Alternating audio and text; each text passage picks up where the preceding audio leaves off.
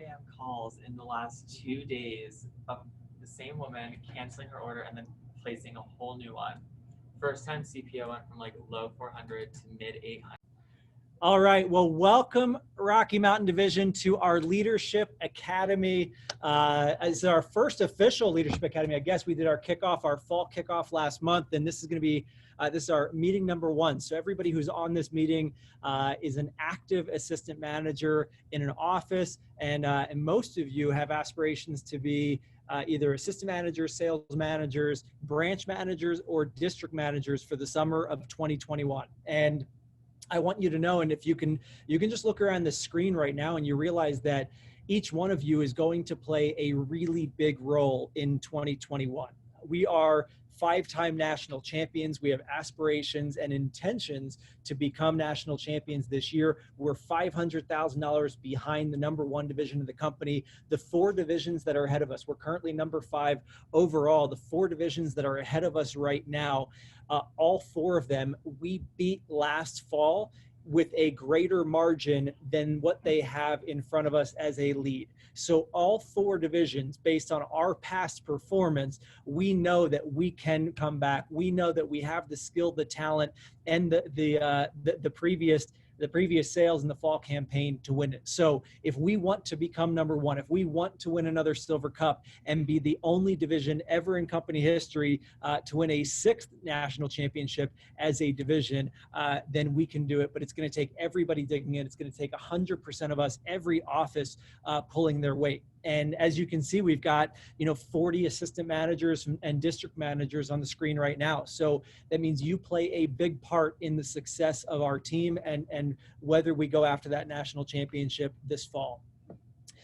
I really, really love the fall campaign. The South Denver staff, we were just doing a fall cleaning. We're going around each of the rooms in the office, and we were deciding what we're going to freshen up the walls with and do, with recognition and trophies and different displays. And it's fun for me because anytime you start a new campaign, anytime you start a new phase, whether it's a campaign, a year, a semester, whether it's work, personal, school, whatever it is, there's a chance to give new energy. There's a chance to change the way that you think about it, a chance to look through a different lens or perspective, and an opportunity for more and new people to step up and be a part of it. So I'm just excited for who we're going to bring onto our team. I'm excited about how we're going to grow over the next couple campaigns and how we lead into the next year in 2021. Ultimately, Leadership Academy is about developing the greatest leaders in Vector in order to take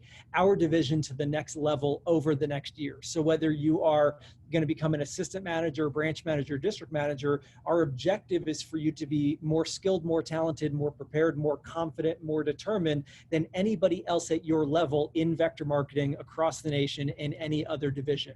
And we're going to give you those skills. We're going to give you that support. We're going to give you that education.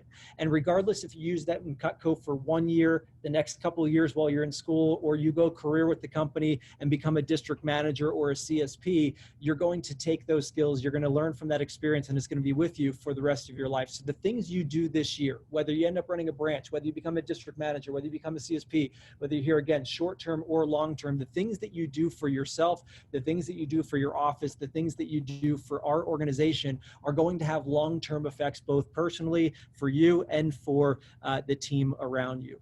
But I love the fall campaign. I love it because it's an opportunity for big sales. It's when our up-and-coming superstars come out of the woodworks. It's when we see people like Alex Valeta and Tristan Moyers, and Trey McCullough certainly going after big sales numbers and showing off to the FSM and CSP team.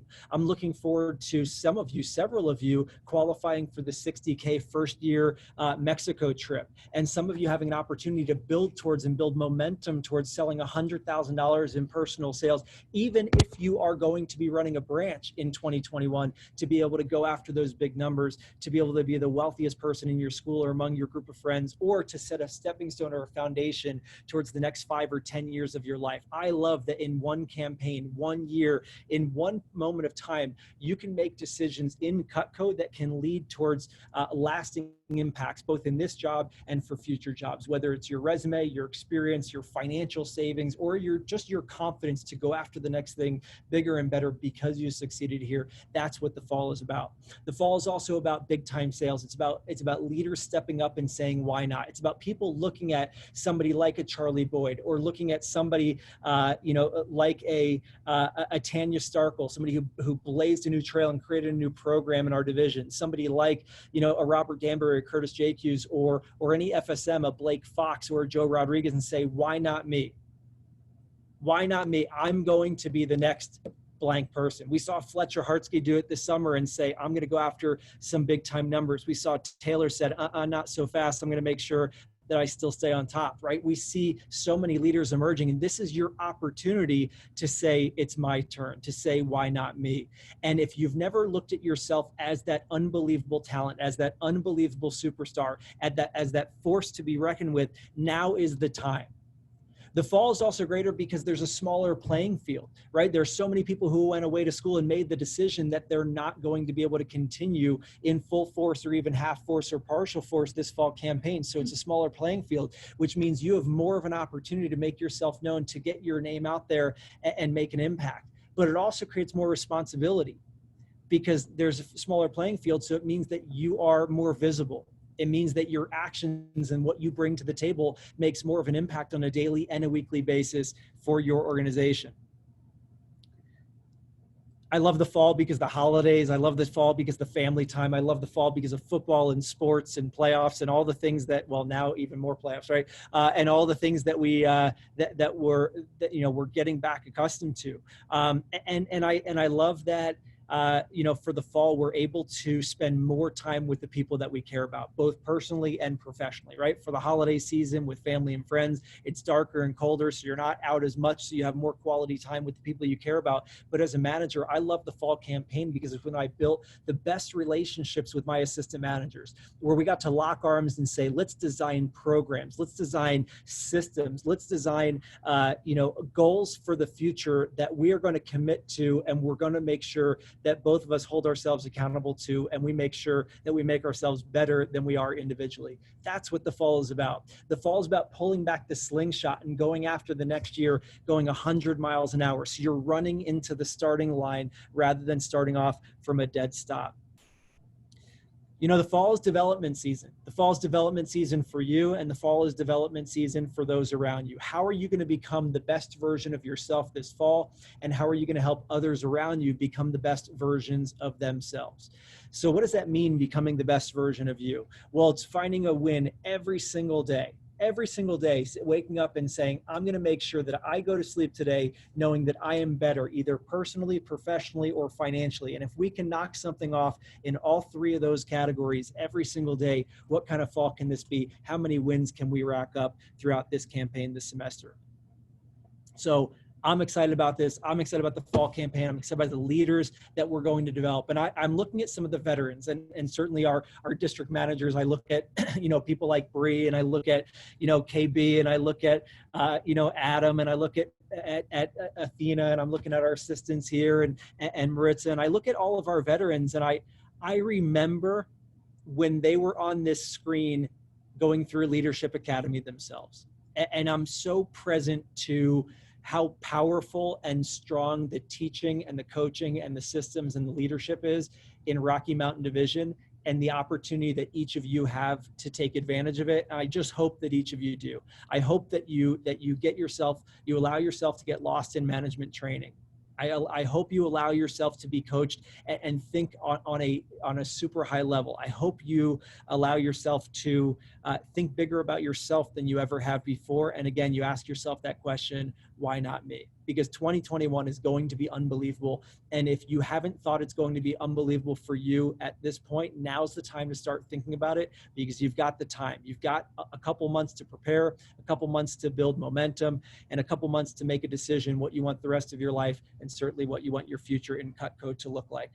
A couple events that we have coming up. We have our DMC event, and I know that we have a handful of DMCs in our division. I got one sitting right in front of me, Emma Rubenstein, coming out of the Colorado Springs office and using out of DU in her time in South Denver during her fall and spring semesters. And I'm looking at Trey McCullough as a DMC, and I'm looking at I know we have Grace McDaniel out of the Fort Collins office.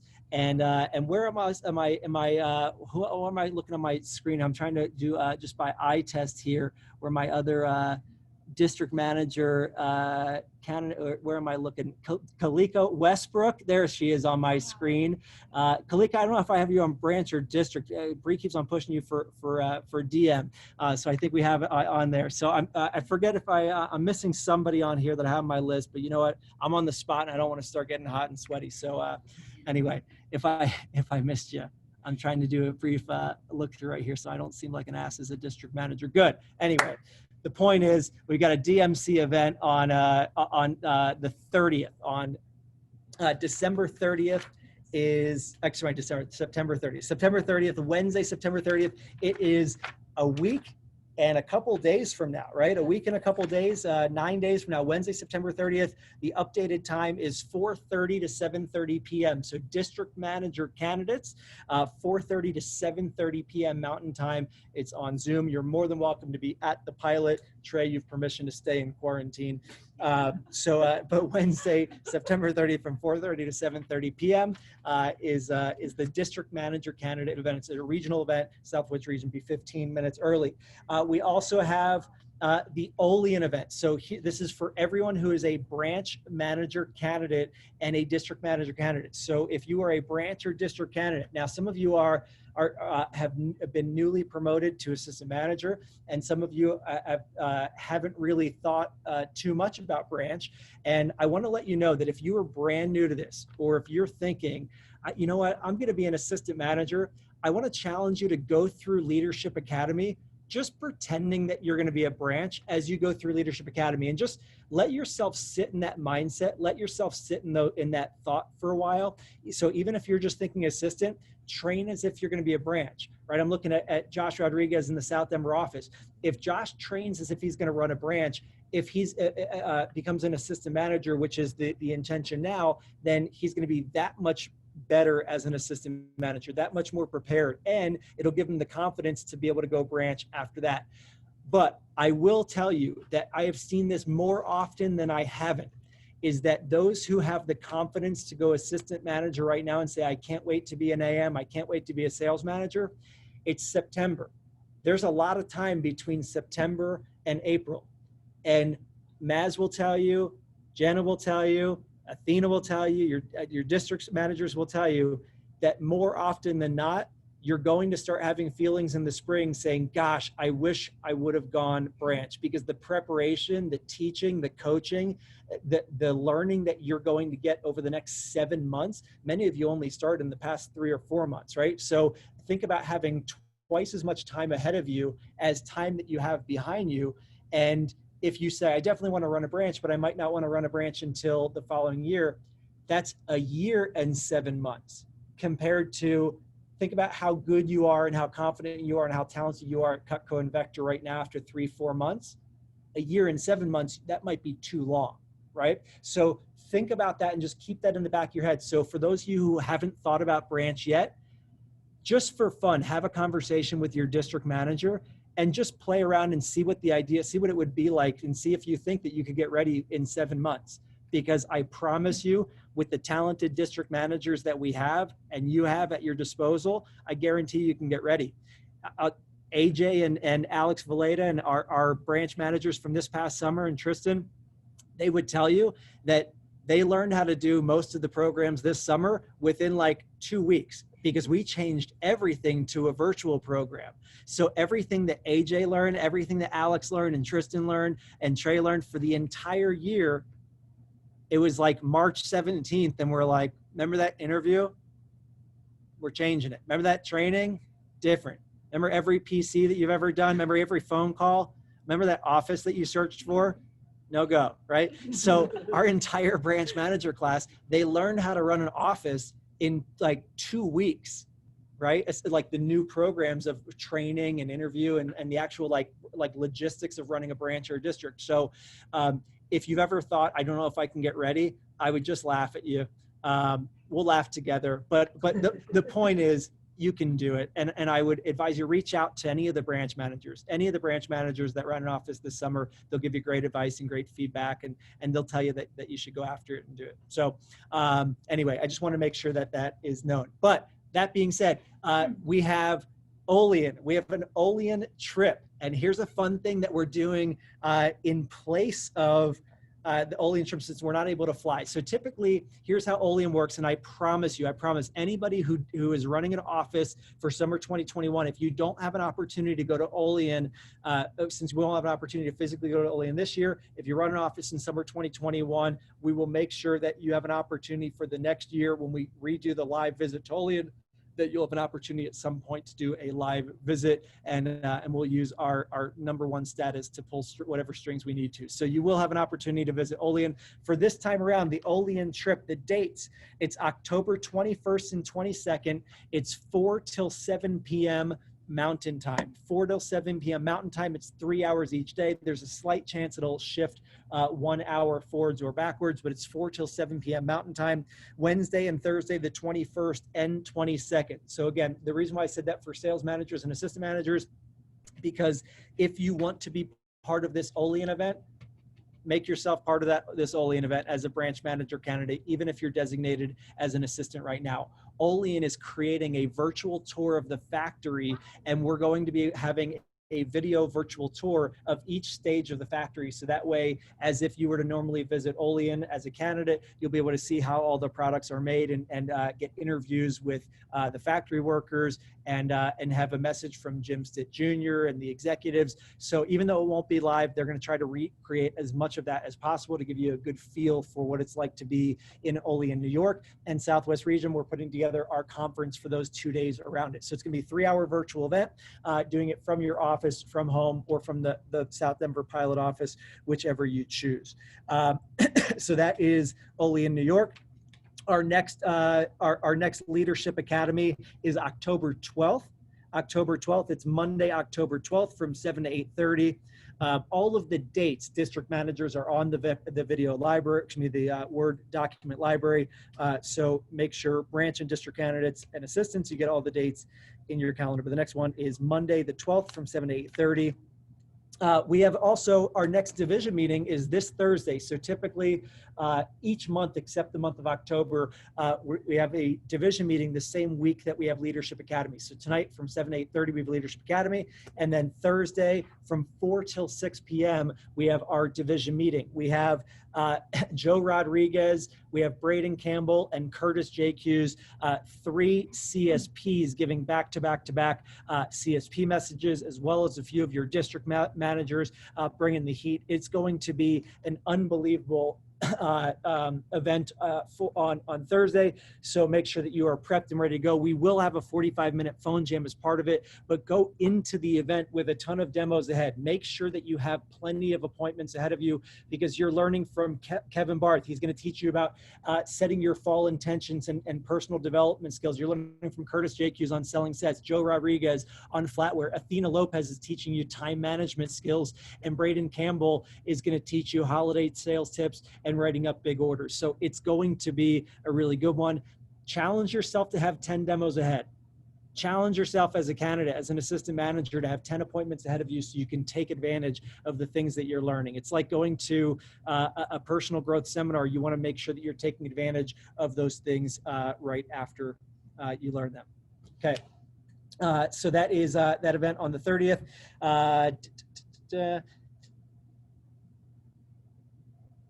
We have a push week starting, SLC push week. For those of you who are unfamiliar with SLC, SLC is a manager conference for all district managers.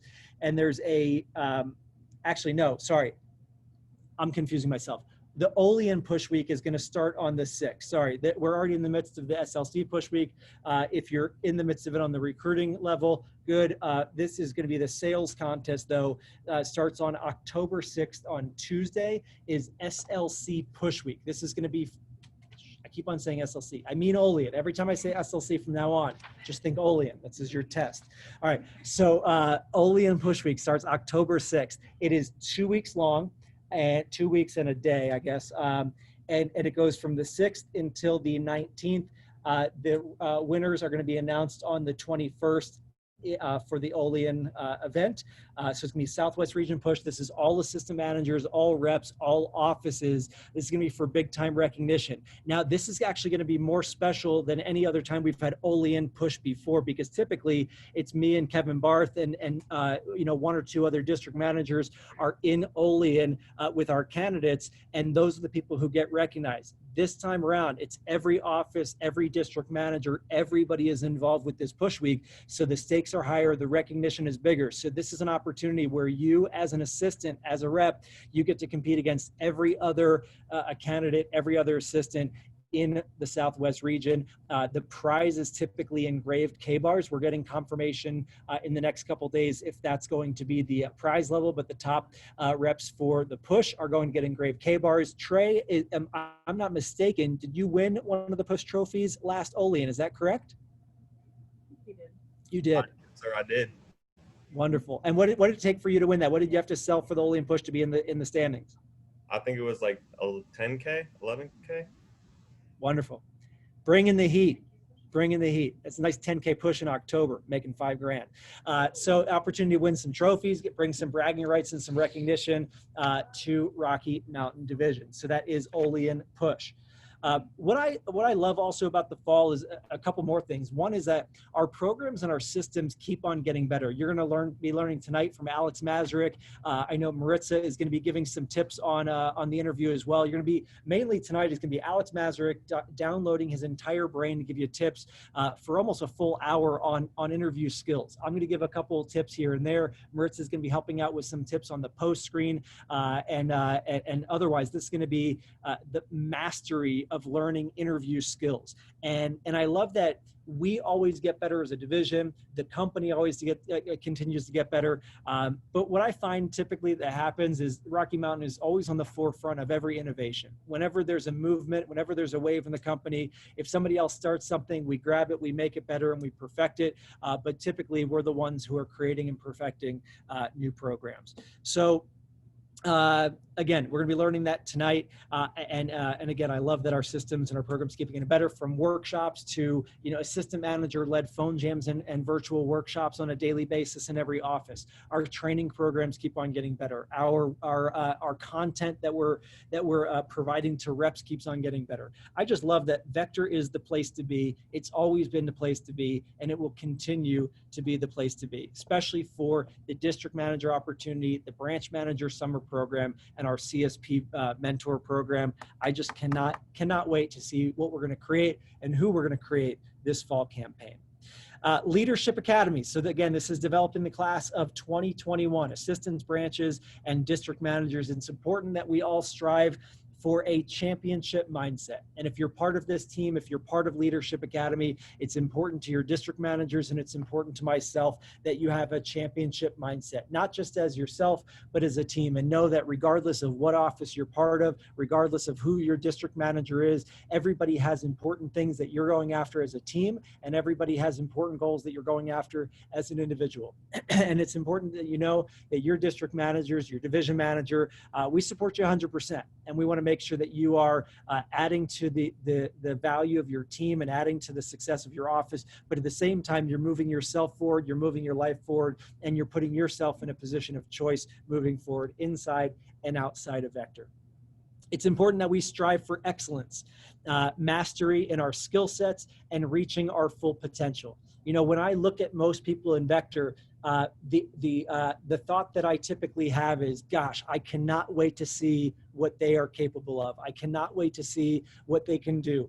KB has said this for many years, is that most people don't understand or don't see their potential until you remind them, until you let them know. And that's something that Vector is so proud of, that we help people reach their potential. When I was 18 years old and this was my first real job, and I had people breathing confidence into me, I had people telling me they were proud of me, people telling me that I could do it, people telling me that I could go after something bigger than I thought that I could. Gosh, the change and the impact that you can have on somebody, that you can have on a group of people when you can give that confidence. I just realized that it makes me so present, especially with all the negativity that you could be lost in, right? There's so many positive things, so many beautiful things in our world and in our community, but there are also so many things that you could get lost in negatively.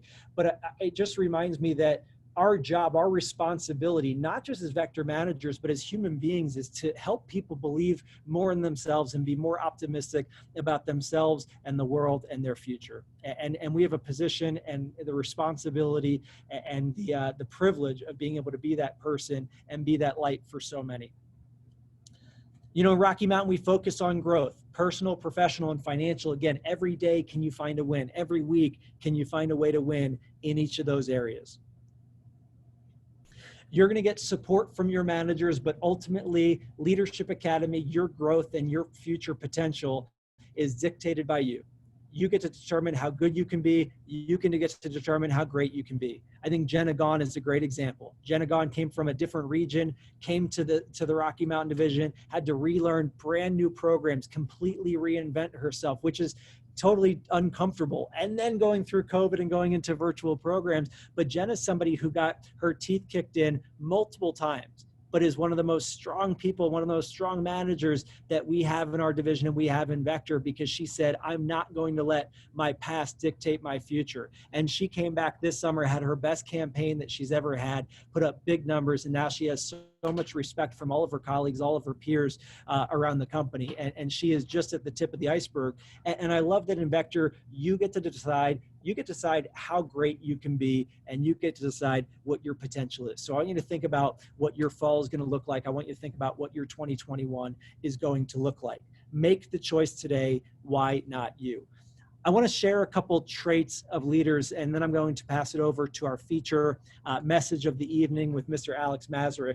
But I want to share just a leadership discussion. And I want to go through each of these leadership traits, and I want you to just jot down the main word on each, and I want you to think about what that means to you. And I want you to try to internalize and say, what does this mean to me as a leader in my office? What does this mean to me as a leader of my peers?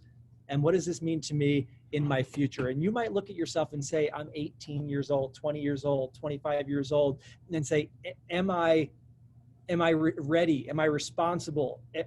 Do I need to exhibit these traits? And do I need to exhibit these skills? And what I'll tell you is that the answer is yes. The answer is absolutely 100% yes. It's never too early to start acting above your level, acting above your age. It doesn't mean that you can't have fun. It doesn't mean that you can't be a college student. I partied more than anybody else at Penn State, or at least I really tried to.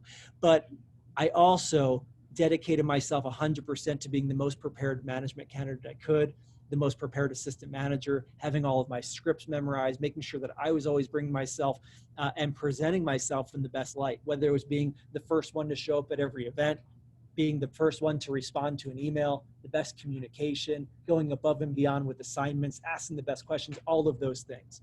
So I want to read through some of these traits, and I just want you to internalize and think about, what does this mean to me as an assistant, as a leader, and as a future manager? And by the way, for those of you who say, there's a chance I might not ever run my own branch office, I might not ever run my own district office, you're going to be running some organization in the future, right? Whether it's a Cutco office or not, you're going to be running some organization. And your name is going to be on the wall or on the door of some type of organization, whether it's a virtual or a physical space. You're going to be doing something big, and you're going to be leading people. So the skills that you learn are important regardless of running office. All right, first is integrity. People want leaders they can trust to act for the greater good and tell the truth. We want leaders who act accordingly to their stated principles, are honest with us, and keep their word. So what does that mean, integrity? Do what you say what you mean, right? If you tell somebody that you're going to order them prizes, or you tell somebody that you're going to submit their base pay, right? Not waiting for that person to remind you for you to order it or for you to pay up, right? Being the most organized, right? Following through something. Let's say somebody finishes their fast start and they fall off the face of the earth, but they qualified for prizes. Being the manager who sends them those prizes anyway, even though they didn't ask for it, even though they're no longer working on the team, right? That's integrity. Calling people back when you say you're going to call them back, even if you don't have good news, or giving an update on your phone jam. How about just being honest with numbers, even when it hurts? I know nobody on here would do this. Actually, there's probably 3 of you who would do this, but if how about telling your manager that you have demos set when you didn't have demos set to make it look like you were working hard on the phone jam, right? Is it permissible to get away with something like that? Yeah, but it's not beneficial to anybody. Not beneficial to you, not beneficial to your manager, not beneficial to your growth, right? So always having integrity, even if it hurts to say it. Number 2, humility. As we shift away from command and control leadership, we gravitate towards leaders who are approachable and don't hold themselves above others. When leaders show humility and vulnerability, others instinctively want to work with them to achieve their goals. So humility means that everybody's on the same level. Everybody's a human being, right? This is the first time that I've met Cal in person. We've done Zoom meetings all summer. This is the first time that I've met Cal in person as an assistant. But I'm a division manager. I've been here for 17 years, going on 18 years. Cal's been here for a couple months. But he's still human. There's no reason for me to ever think or act like I'm better than him at anything. I may have sold more knives. It's just because I've been here a lot longer and I've had the opportunity to learn a lot more, right? But that doesn't mean anything as far as a human level. So always giving people that respect, always giving people that space and that time. You know, my dad taught me growing up, he said that everybody that you ever meet in your life is better than you or more knowledgeable than you about something. Anybody that you ever meet in your life, no matter who it is, it could be the homeless person asking for money on the corner. There's something that they are better than you or know more than you about. So always having that humility. Number 3, by the way, what that means as an assistant manager, you could be the most veteran branch manager, but the person who's newest to this team might have that one idea, that one nugget who could impact and change your office, your branch. Or how about the lowest branch on the totem pole in your eyes? That's the person who's going to recruit the number 1 rep next summer, most likely, right? So always having that humility and always respecting others for their potential, never putting yourself above anybody else. What's good for everyone is good for you, right? Vector culture. If all of our offices were selling 20, 30, 40 grand a week, gosh, that's so easy to promote. It's so easy to recruit that way, right? Everybody wins. So the more we build each other up, the more we build ourselves up. And that's what the next one is, empowering others. Great leaders trust the people on their team and coach them to make important decisions without micromanagement. They don't do everything themselves. Instead, they set clear vision and values and direct others towards to work according to those guiding principles. So to me, this is about understanding whys and understanding intentionality. Now, if I ask Josh and if I say, here's why we're going to do the activity we're doing, and I explain all the reasons why it's important, and I teach him the intention of the purpose of what we're trying to create, what's the desired result, I want to give him the ability to create that, because not only is that going to create result for the team, but it's going to empower Josh because he feels like he can create results. And in leadership, that's number 1, right? That's goal number 1. If I'm working with Shaw, right? Jenna's working with Shaw. Jenna wants Shaw to have as many wins as possible. If Shaw can feel like he's winning and doing good every single day, Jenna's doing her job and Shaw's doing his job, right? Shaw's finding a way to win every day and Jenna's finding a way to build Shaw up and build his confidence. Because ultimately, right, eagles going out of the nest, Jenna's not going to be there every day to build Shaw up or talk to him or remind him about those skills, right? So empowering somebody now, that way they're able to do it on their own. This doesn't mean you do this, try it out, figure it out, right? It means doing it together. One of the philosophies we have is I do, we do, you do. So what Matt's going to teach you tonight about the interview, he's going to do it. He's going to teach it to you. You're going to do it together in practice, and then you're going to have an opportunity to do it on your own, right? So being able to build and empower others, right? If you have the feeling like I'm better than everybody else and I can do it all myself, that's good. You should always have that confidence, not cockiness. You should always have that confidence, but immediately that should turn into, who else can I create that can get the same results as me? Who else can I empower to be equally as confident as I am, rather than feeling like I have to do it all myself? All right.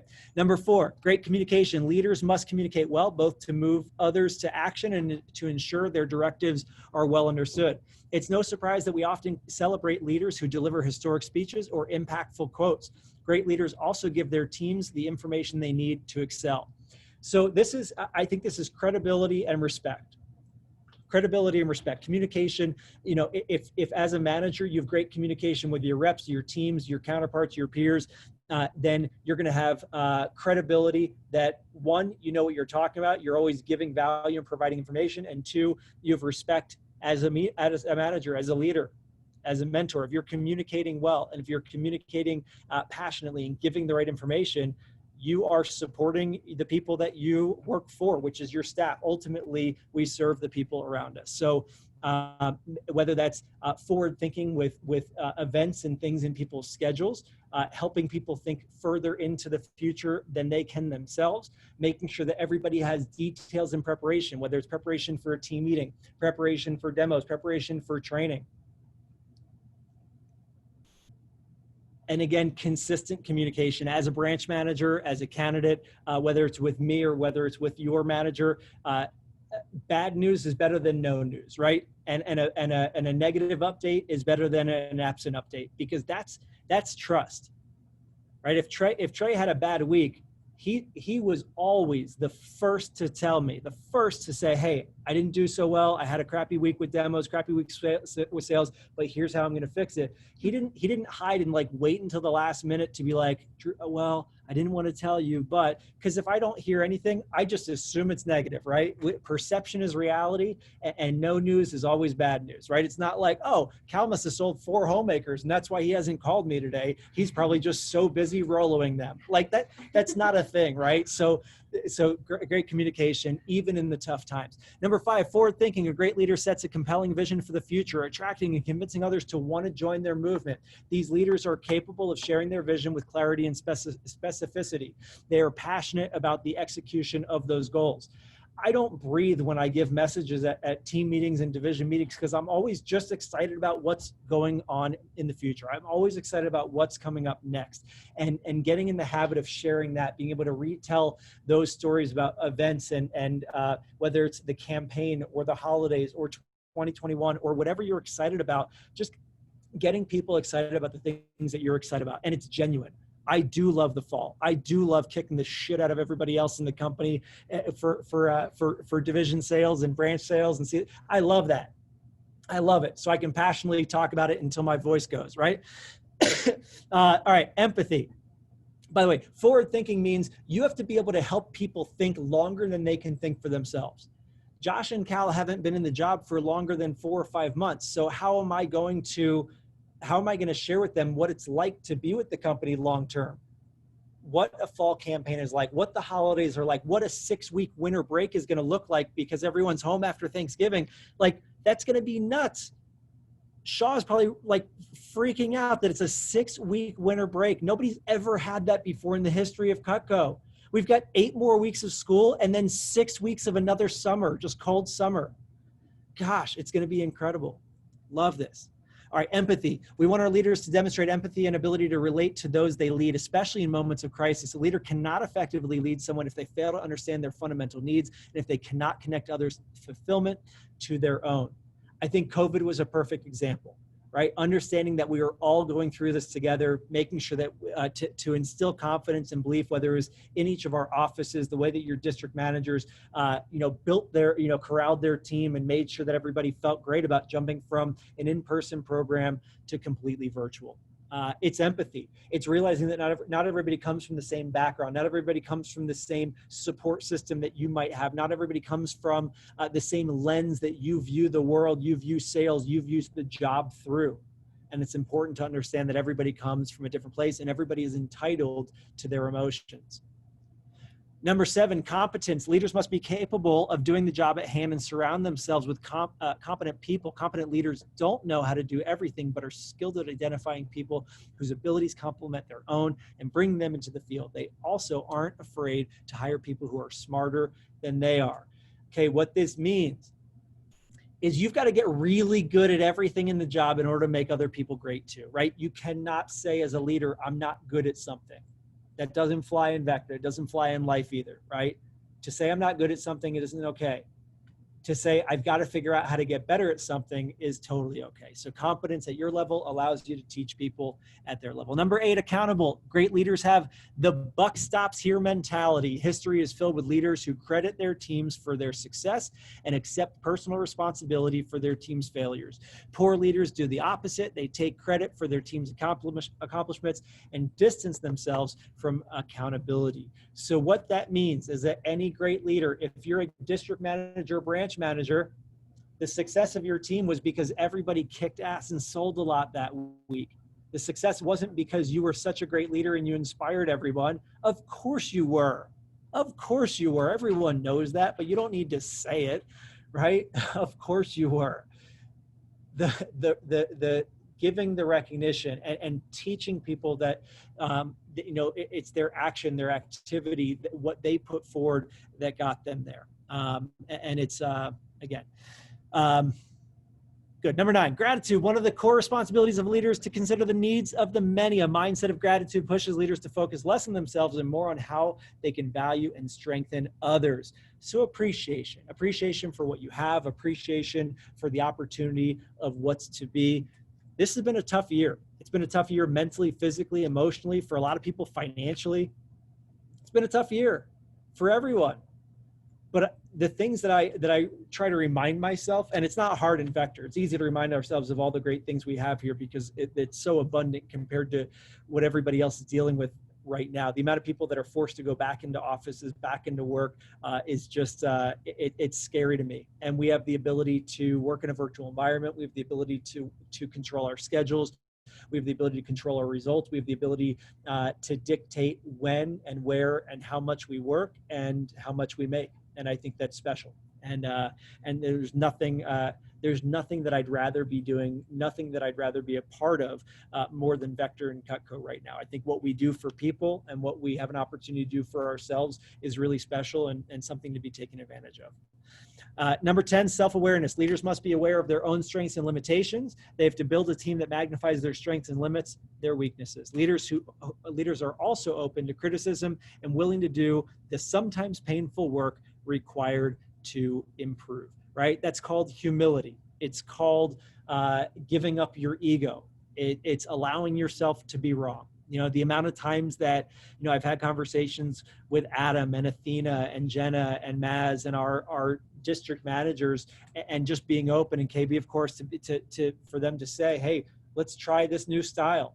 Let's try this new approach, whether it's Leadership Academy or division meetings or, or whatever, just being open to criticism, being open to advice. And, sometimes it's hard. And there were times in my career where I didn't want to give up the control of being right. And there are times when I realized that I had to. So just knowing when it's time to be right and also when it's time to open yourself up to new ideas. All right. Well, I'm excited for you to have an opportunity to change and influence yourself, influence the business, and influence others this campaign. And as we build into 2021, as an assistant manager, as a branch candidate, as a district candidate, triple threat is a big focus for us, as we've talked about in every Leadership Academy and every management training. I hope that you and your district manager are making plans to make sure you knock out triple threat as quickly as possible. If you feel like, oh, this is going to be easy, this is going to be no big deal, make sure you hit it by Thanksgiving. If you feel like you're even more confident than that, hit it by Halloween, right? Give yourself a milestone, give yourself a target. Don't think you're better than the result. Don't Don't overestimate your ability.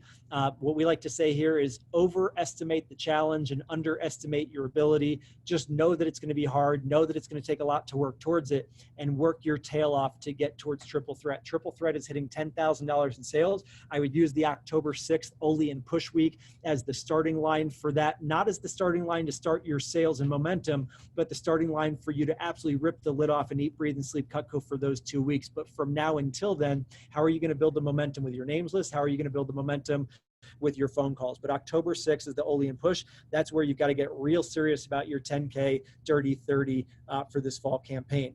Building your personal team, having at least 3 friends on the campaign, 3 friends on the team. If you're away at school, walk down the halls of your dorm, wear a mask, but just try whatever you need to do. If I gave you $1,000 per head, if I give you $1,000 per head for the amount of, for every friend that you got onto the team in the next 2 weeks, if I gave you $1,000 a head for every rep that you got on the team in the next 2 weeks, how aggressive would you be? Would you be walking down to every street corner? Would you be going to every mall, every movie theater? I see Kenny's eyes lit up right there. Of course you would. You would go after every single recruit that you would. You would look at every mom in a parking lot and you would say, give me your kid's number. Are they between 17 and 25 years old? Give me your kid's number. Don't worry, I don't want to date them. I need to give them a job, right? That's the attitude that you would have. So realize this as a branch manager. If you create that, the skill that you create for yourself is creating that income tenfold when you end up running your branch office. Tristan will tell you that. Trey will tell you that. AJ will tell you that. The skill set of being able to build your own team is crucial for your confidence and your success as an assistant branch or district manager. So get that going immediately. And the third thing is scheduling PR, scheduling personal recruits 50 plus. How quickly can you knock that out? Can you do it by Halloween? Can you do it by the end of September? Could you do it by Thanksgiving? How quickly can you get to that level? Because there is a direct correlation between the personal recruiting skill set and the success of branch managers. It is the most dramatic. It's the most dramatic correlation to determine a branch manager's success is their success at scheduling PRs.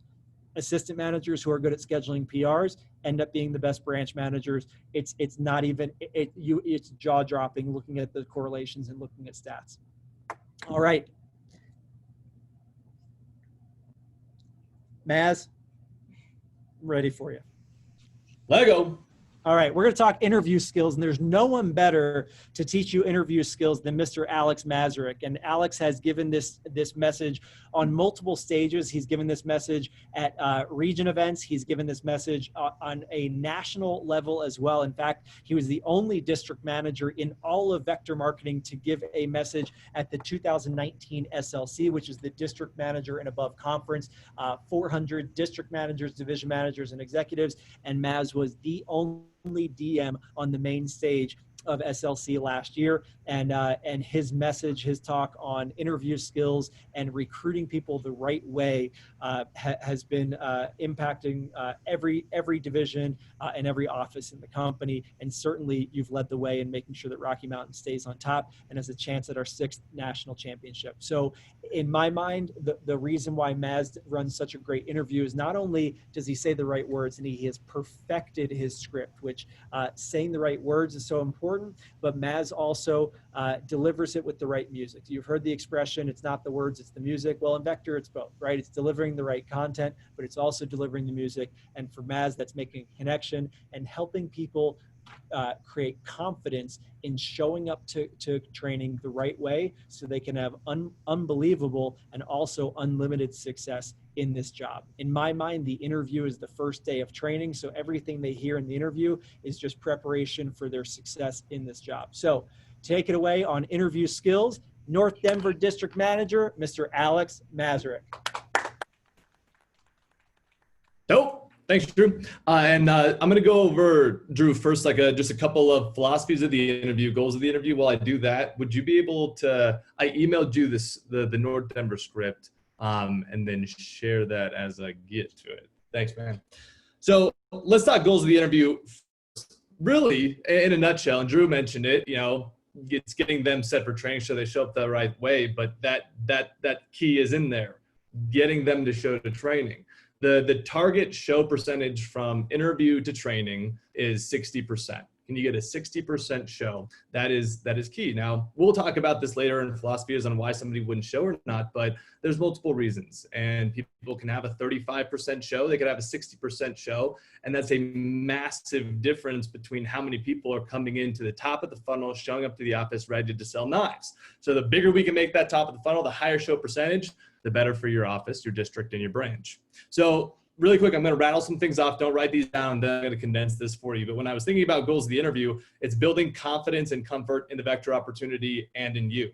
It's building belief that they can do it as well. It's building credibility. It's setting them up for success and giving them tips so that that way they can arrive to train the right way. It's not just like, I'm going to interview this person and maybe I'm going to give them a job or not. That's the super surface level aspect of what an interview is, but there's so much more to what our interview is. And so in a nutshell, now I want you to write 3 things down. First thing that we're doing with our interview is credibility. Next to credibility in the company and credibility in you. Second C, I got 3 C's here for you. Then we're gonna dive into the script. So credibility. Number 2 is comfort. Comfort in, program, and the job. And the third C is confidence. So in a nutshell, with the interview, we're building credibility, we're building comfort, and we're building confidence. And in confidence, it's confidence in themselves, that they got this, that they can do this knife job virtually, which is amazing that we can do that with our interview, by the way. We can give people who don't even know about the job, they can hop on a screen. You guys were all there. Some of you guys didn't even know what the job was. And by the end of the interview, like, I can sell knives virtually. How epic is that we can do that? And that's why the interview is so important. Your district or your branch manager ran it the right way. So confidence in themselves and then confidence in you as their potential leader. So as we go through, and why we needed to talk about that first is as I go through the script, and Drew said it, it's not just us reading the script, but it's the music behind it. Why do we say things the way we say them and when we say them? So let's dive into this thing. And you guys are going to find over the years, this has just been fine-tuned and perfected. It used to be Drew handed Corey and I in AM training, like a 25-page packet front and back on how to run an interview in front of a group of like 15, 20 people. Used to walk into the offices and ran the interview. Now, this thing is like 3 pages long. It's got everything they need. They watch a 7-minute video, which you guys obviously went through, and then they're good. We just got to send the right way. So Drew, if you wouldn't mind sharing the script, and this script is going to be emailed out to everybody if it hasn't been already. You guys will get this. So here's the Rocky Mountain. Oh, and I have a couple other things that I'm going to go over. Then we're going to hit the script too. So, actually, Drew, I'm sorry. There's a couple other things that I'm going to hit before I review the script. Thank you. Thank you. So as we set up the interview, and I'm going to go through some of these categories rather quickly, but interview setup, a couple things to keep in mind as you hop into your first interviews. On 15 minutes early.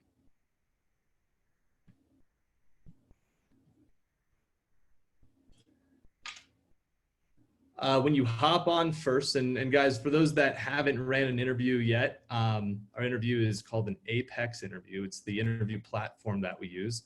For those of you that have, I'm going to be giving you extra tips to help your show percentage. For those that are brand new, this might be a little overwhelming, but as soon as you sit in and shadow one of your manager's first interviews, you'll get this rather quickly. But on 15 minutes early, your camera is off when you hop on. So as soon as you hop on, you make sure you turn your camera off, your script pulled up. That way you can see them and you can see your script. Now, how the Apex interview works, you guys, is when you hop on to Apex, unlike Zoom where I can see all of you, Apex allows me to see all of you, but you can only see me, not everybody else in the interview. There's a good chance you were in the interview with 10 other people. You couldn't see them. You could just see your district manager running it. That's how Apex works. All right, so your camera off. Let's talk about energy and flow. Energy and flow, first off, I think about confident and fluid. So when you hop on, knowing what's happening, and that's going to be very apparent here soon. But the world is virtual now. So the more we normalize this, the better. And so it's not weird that this is a virtual interview. It's what things are going to be from this point forward anyways. So you don't have to mention anything about it or be weird about it. Confident and fluid. Next category is welcoming and creating comfort. So there's a kind of a timeline of events. You are the interviewer and you have somebody helping you out with your interview. It's called a second person. Some of you guys may have been second persons. If you have not ran an interview yet, your first job on the interview will to be a second person. And the second person, for example, the interview that I ran yesterday, Corey was my second person. He hopped on and he helped me run this interview. Now, first as the interviewer, 5 minutes before the start time of the interview, then you turn your camera on, you introduce yourself briefly, you let everybody know that the interview is going to be getting started shortly. So that way they kind of have a timeline. The way we think about it is if they're just sitting there looking at a blank screen and looking at the questions that need to be answered for them, and they don't really see anybody yet, that's just awkward for everyone. Now, you don't have to sit on there and talk with them about life for 5 to 10 minutes. I personally think that'd be a little strange. You're just going to pop on, introduce yourself, tell them what's going to be happening in the interview and how the interview is going to be flowing. So that way they have confidence in their timeline. You'll see me when I do this, but I always say, awesome guys, well, welcome to the interview. My name's Alex Mazurek. I'm the district manager here. I'll be running this for you. We're going to be getting started in the next 10 minutes. So in that time, we have the questions up. If you guys can finish those questions, I'm reading through some of your responses already. Thank you for getting those done. If you need to get a glass of water or anything to take notes with, please do so. We'll be getting started 5 minutes after the interview start time. I'm looking forward to introducing myself to each of you individually. Pop my screen back off. So now they're sitting there like, okay, this is the guy that's going to be interviewing me. That's good. Okay, I know when we're actually going to get started, so I'm not blankly staring at my screen wondering. All right, we're creating confidence and comfort already. Okay. Introducing the second person. So whoever's helping you, in that section, I'll introduce Corey. Typically, he's right above me on the screen. I say above is Corey Schott. He's our sales manager. He'll be helping me run this interview as well. He'll pop on a screen, wave real quick, and then he'll pop right back off. We're just not sitting there random, just staring at them. All right. And then as a second person, for those of you that are going to be helping out, and by the way, this is what most of you on here are going to be doing. Let's talk about second person skill sets and your role. You're on early as well. So Corey, he's on 15 minutes. When I'm helping him out, I'm on 15 minutes early. In the interview, so you guys are going to see me read through the script and go over that. During that time, there is also a PowerPoint that we use as a guide. So that way they're looking at me and they're looking at this PowerPoint that guides them through. We'll be covering the PowerPoint as well. But I like to have my second person click through that PowerPoint for me. So that way, as I'm interviewing, I am totally engaged and Corey's right there with me engaged. He's clicking through the PowerPoint. They're seeing everything that they need. So as a second person, your district or branch manager may have you do that as well. Your screen is off, but you're available. And then when introduced, a nice wave is all that's necessary. Now, as a second person too, Corey and Tristan does this with me and all of the assistant managers in the North Denver office. There'll be a point where you also will interview at the end. Maritza at the end of our Leadership Academy today is going to be teaching the post screen.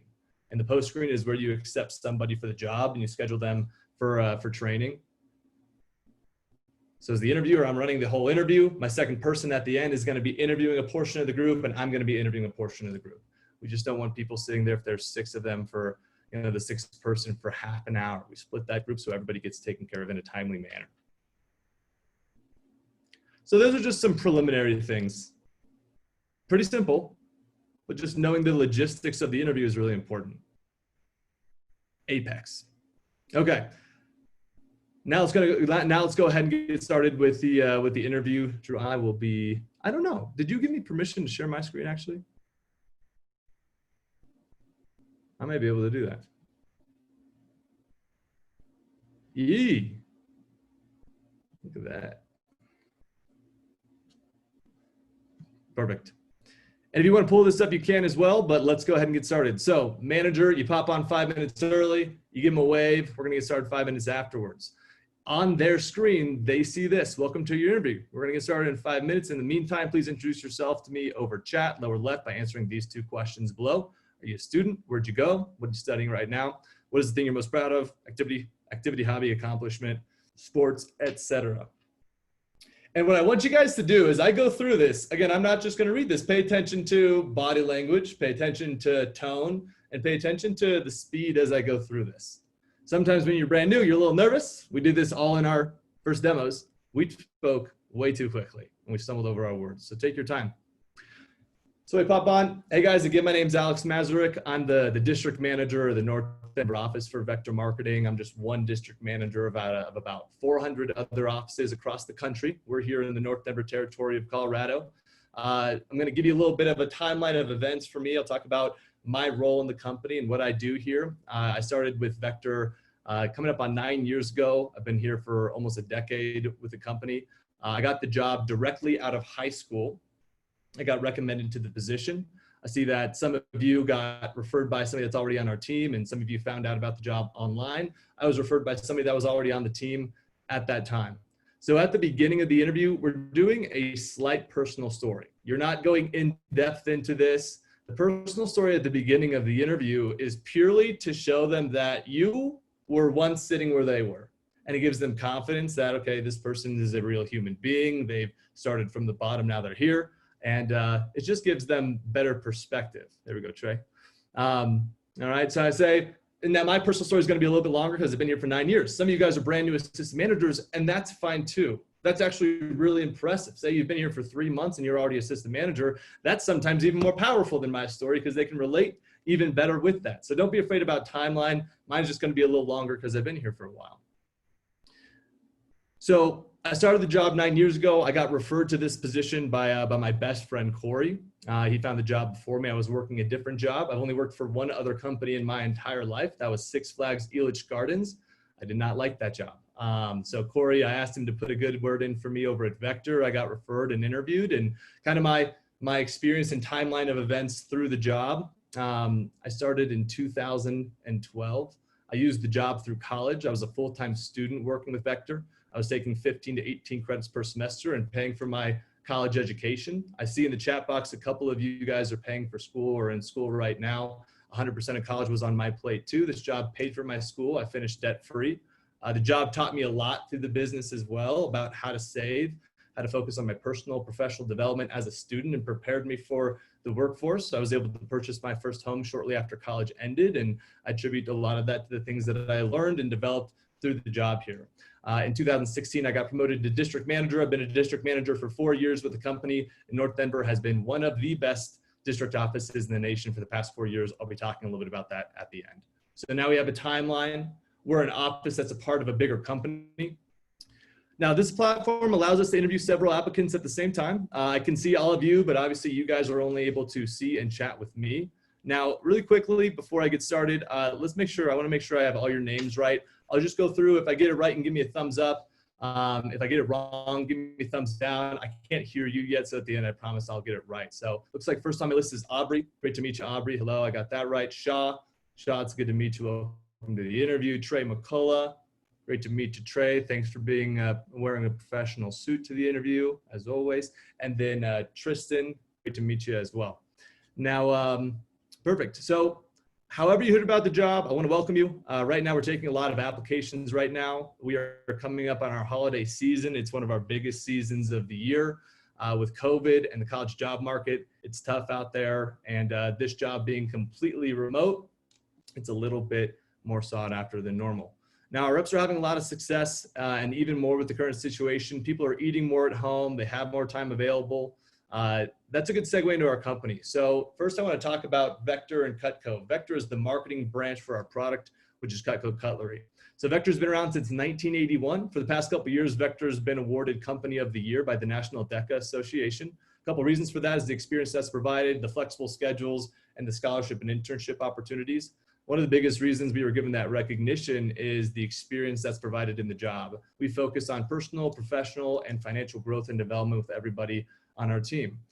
Currently, the statistic right now is 60 to 70% of students that graduate from college, they end up not going into the field that they studied for 4 more years to go into. And one of the biggest reasons that is they lack real world experience coming out of college that employers really want to see on a resume. Not just developed in a resume, but developed within a person. If you think about it, tens of thousands of students graduate from college every single year with very similar backgrounds in their education and very surface level experience. And what employers are wanting to see now more than ever is where is this salesperson building their communication skills, their time management, goal setting, interpersonal skills, real tangible skills that can be applied to whatever future job or future career that they want to go into. And that's what we focus heavily on. We want to equip our students with the skills necessary to go out and rock their future careers and dream jobs. And that's a big reason I specifically look to work with people who are interested in growing themselves personally. I really don't want to work with somebody who just wants to clock in, clock out, do the bare minimal amount and get a paycheck. I really want to work with people that are excited to learn and excited to grow. So that's Vector. Cutco is the financial backing to everything that we do as a company. Cutco's been around since 1949. Last year was our 70th year anniversary. Been around for 71 years. Cutco is the only high quality kitchen cutlery that's still made in the US. We make flatware, cookware, cutlery. Also, we produce the knives for our US Marine Corps. They're called K-bar knives. Cutco is the #1 rated and #1 sold kitchen cutlery in North America. Right now, we do between $200 and $250 million in sales each year. That puts us about 5 times larger than our next biggest competitor. And what I like about those sales is the majority of that is done by students that are between the ages of 17 and 25 years old. Now, this will be added to the script, but we'll also say, now we don't just work with students. The flexibility of the job caters very well to students, but it also caters well to people who are working another job. We've got reps who work this career full-time that make 6 figures. The flexibility is huge. Now, out of those individuals, something very consistent is a vast majority of them have never sold anything in their life. For 90% of my current team, this is their first experience in a sales capacity, as it was for myself coming out of high school. And that's why I don't look for any prior sales experience. The qualities that stand out in our best people are they're extremely motivated, they're very positive, and almost most importantly, they can follow our programs. Our program works really well. We do not do any door-to-door. This is not a cold calling job. I would not be hanging out with you guys if it were either of those things. Our reps are only working with people that are interested in seeing what Cutco's all about. Mainly, our reps are hanging out with moms. The moms are the nicest people in the country. My entire college career was hanging out with the nicest moms and dads. So it's mainly residential, not big restaurant chains. So I look for people who can also communicate with that age range of 30 to 60-year-olds. Now, with Vector, and specifically the position, you can work wherever you want, whenever you want, and make as much as you want. Our positions are 100% virtual, so reps can train, work, and get promoted from their home or from their dorm room. So that's Vector and that's Cutco. What I'm going to transition into now is the position description. I've got a video that helps me out with the position description. I'm going to play that quick video. It's 7 minutes long. A couple things in the video. Make sure you are obviously paying attention is important. Please take some notes if you want to remember things for later. And if there are any questions, please write those down as well. Once the video is done, I'll be covering the last couple things in details, and then we'll be completing our one-on-one interviews. All right. So right off the bat, really quickly, what we did there is we built massive credibility in what they could potentially be joining. And we used little words in there, like, you know, if you were to get the position, never saying you get the job, little things like that I'll touch on later. But now they know where Cutco's been, how long it's been around, who are the types of people that we work with and focus on working with.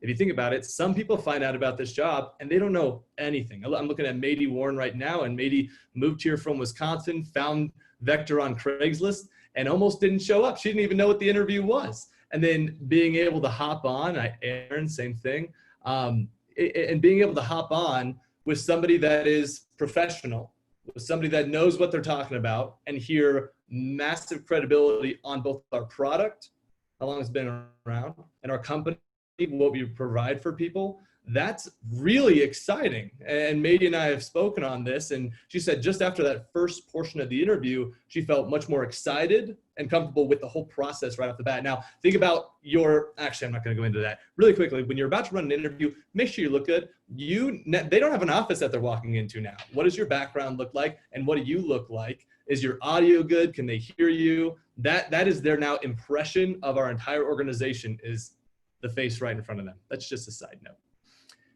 Back to the script. So they watched the video. Couple of things, and please take notes on this. As the video is going, you play the video, you mute your end, because they can still, the video plays through their platform on Apex, but if you have your computer on as well, it echoes, they hear it twice. So you just mute your computer and you stay on with them. You don't want to turn your camera off because then they're just staring at a blank screen. They don't know where you've gone. Maybe you're in the bathroom. Maybe you're drinking coffee. They don't know. But if they see you right in front, and I am taking notes on every single person. So in the chat box, they tell you a little bit about themselves. I'm about to interview all of them. I'm going to be asking questions that they've already answered for me. So right off the bat, I am writing everybody down on my notes. I'm taking little detailed notes on each of them, things that they told me, things that stick out, things that are interesting. I'm also picking out who do I really want to focus on? Who am I? I wish I could interview everybody, but I'm just one person. Who am I specifically going to focus on as the district manager?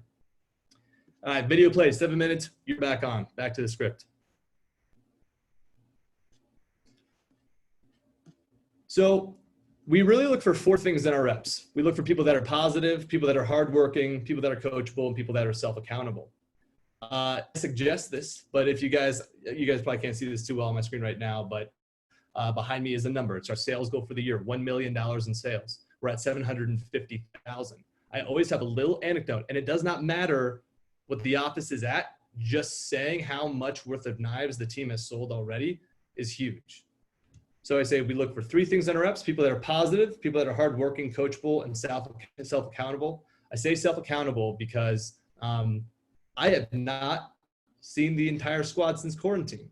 We have high-fived virtually over Zoom. That's how we run all of our meetings, but I haven't physically been able to hang out with them in an office. And over the past 5 months, they sold over $600,000 worth of Cutco from their bedrooms, dorm rooms, their desks, or their bed. And they've done that all on their own dime. What somebody puts into this job is what they get out of it. It's a direct reflection of their work ethic. That's why so many athletes, top-level students, top-level extracurricular individuals work in our office. What they put in is what they get out. Now, to review our pay, our representatives earn at least $18 for each qualified presentation they complete for the week.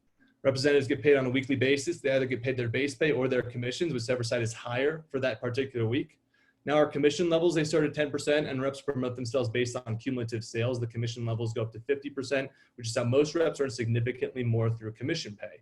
Now, Cutco does a good job of selling itself. Our reps really let their attitude, work ethic determine their paychecks. Essentially, our reps get paid more when they work hard and when they improve.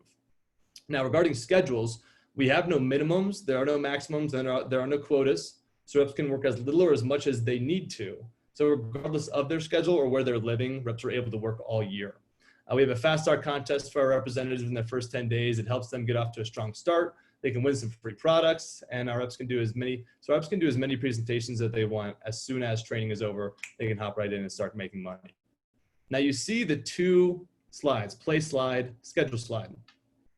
Drew's gonna give a couple tips on this right now, but in the slideshows, we're giving them actual examples of what a 5 to 10 demo schedule a week would look like, what the pay that correlates with that looks like, and we give it in a 10-week kind of increment so they can see and visualize in their schedule what they can make.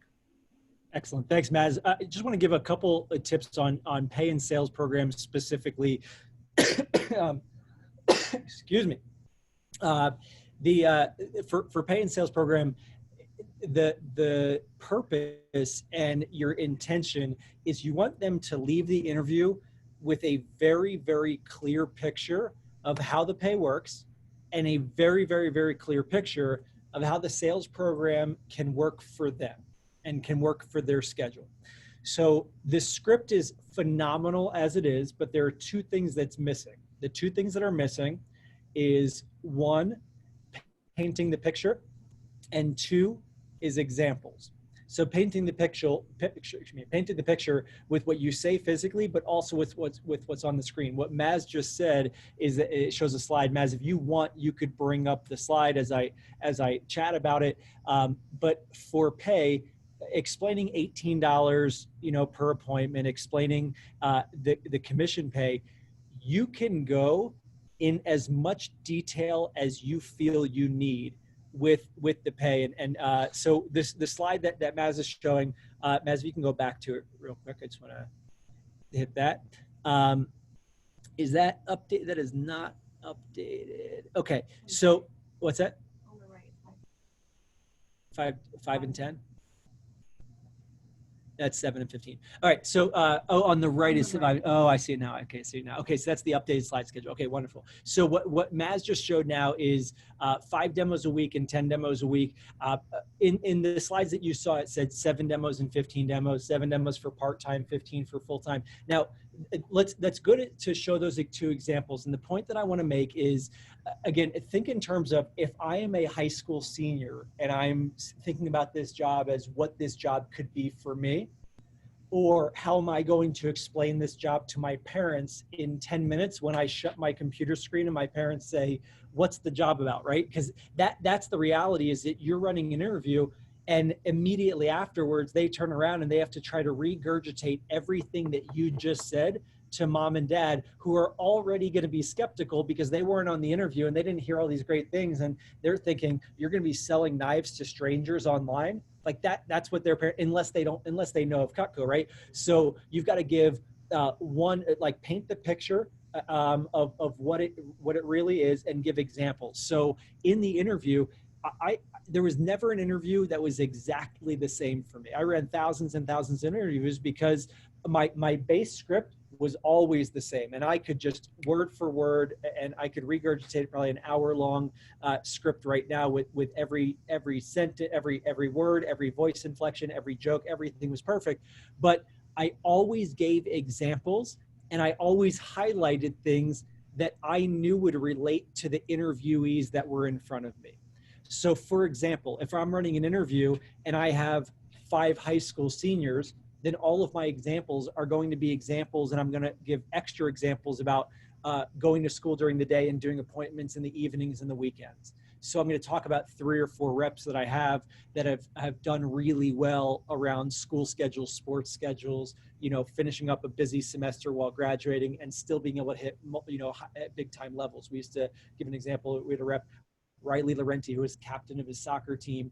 It was spring semester and he had school all day. He had soccer every afternoon after school, and he still hit $10,000 in his first 10 days because he was able to do 2 appointments after practice each day, and then he loaded up his Saturday and Sunday.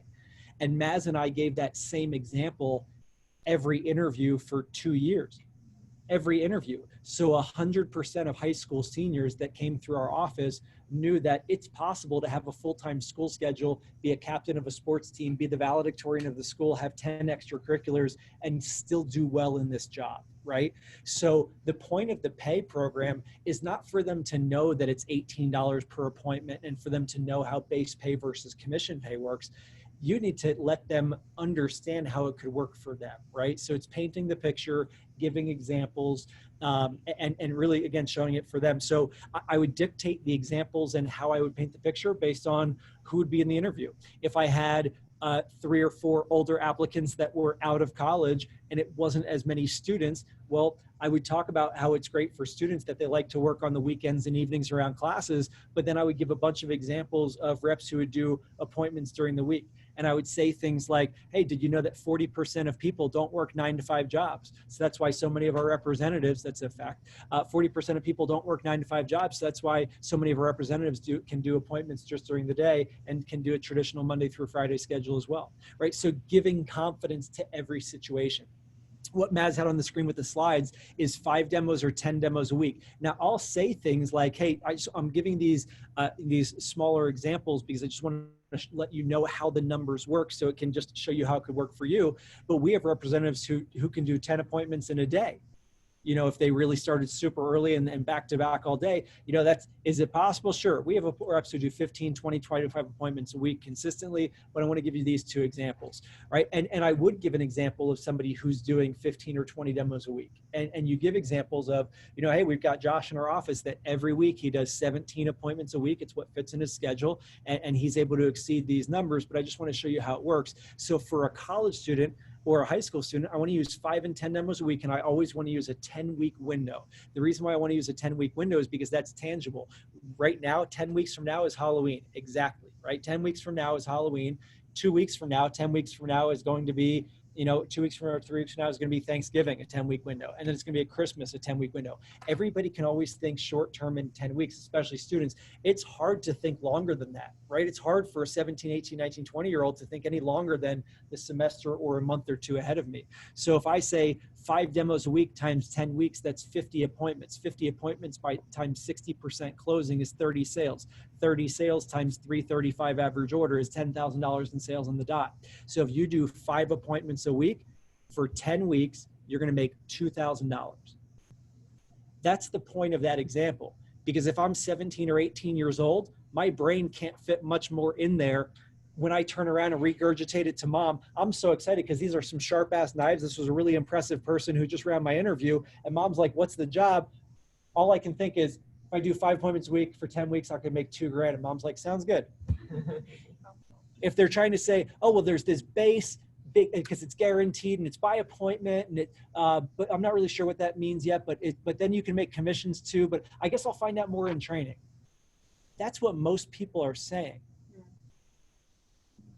And then when somebody calls and says, my parents aren't supportive of the job, it's not because they don't support Cutco. It's not because they don't support sales or entrepreneurship or their kid. It's because we didn't give enough clear information for them to be able to regurgitate it effectively and confidently, right? So 5 demos a week, 10 demos a week times 10 weeks is 100 demos, 60 sales times 335 average orders, $20,000 in sales.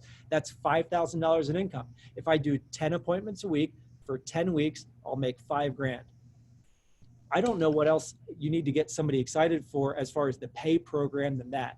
And then when Maz talks about schedules, how does that line up to a schedule? So painting the picture, what does an appointment mean? What does that look like? You could give your own examples. You could give examples of reps on the team, but to be able to show that 10 appointments, that could be 1 or 2 appointments in the afternoons after school, and then 3 or 4 appointments during the day on the weekends. It's a pretty simple schedule. That way somebody who's full-time student, also captain of their sports team, can easily handle a schedule like this and still hit big goals, even if they have a lot on their schedule. So, and then if you do want to give an example of somebody doing 15 or 20 demos, sure, but make sure they're real tangible examples. Make sure that you are again, painting the picture, and the visual of having a picture of the slide, a picture of a schedule of what somebody's schedule or what a mock schedule can look like is really, really important. So again, it's painting the picture, giving that confidence, and giving examples of reps who hit those levels. I would give current examples too.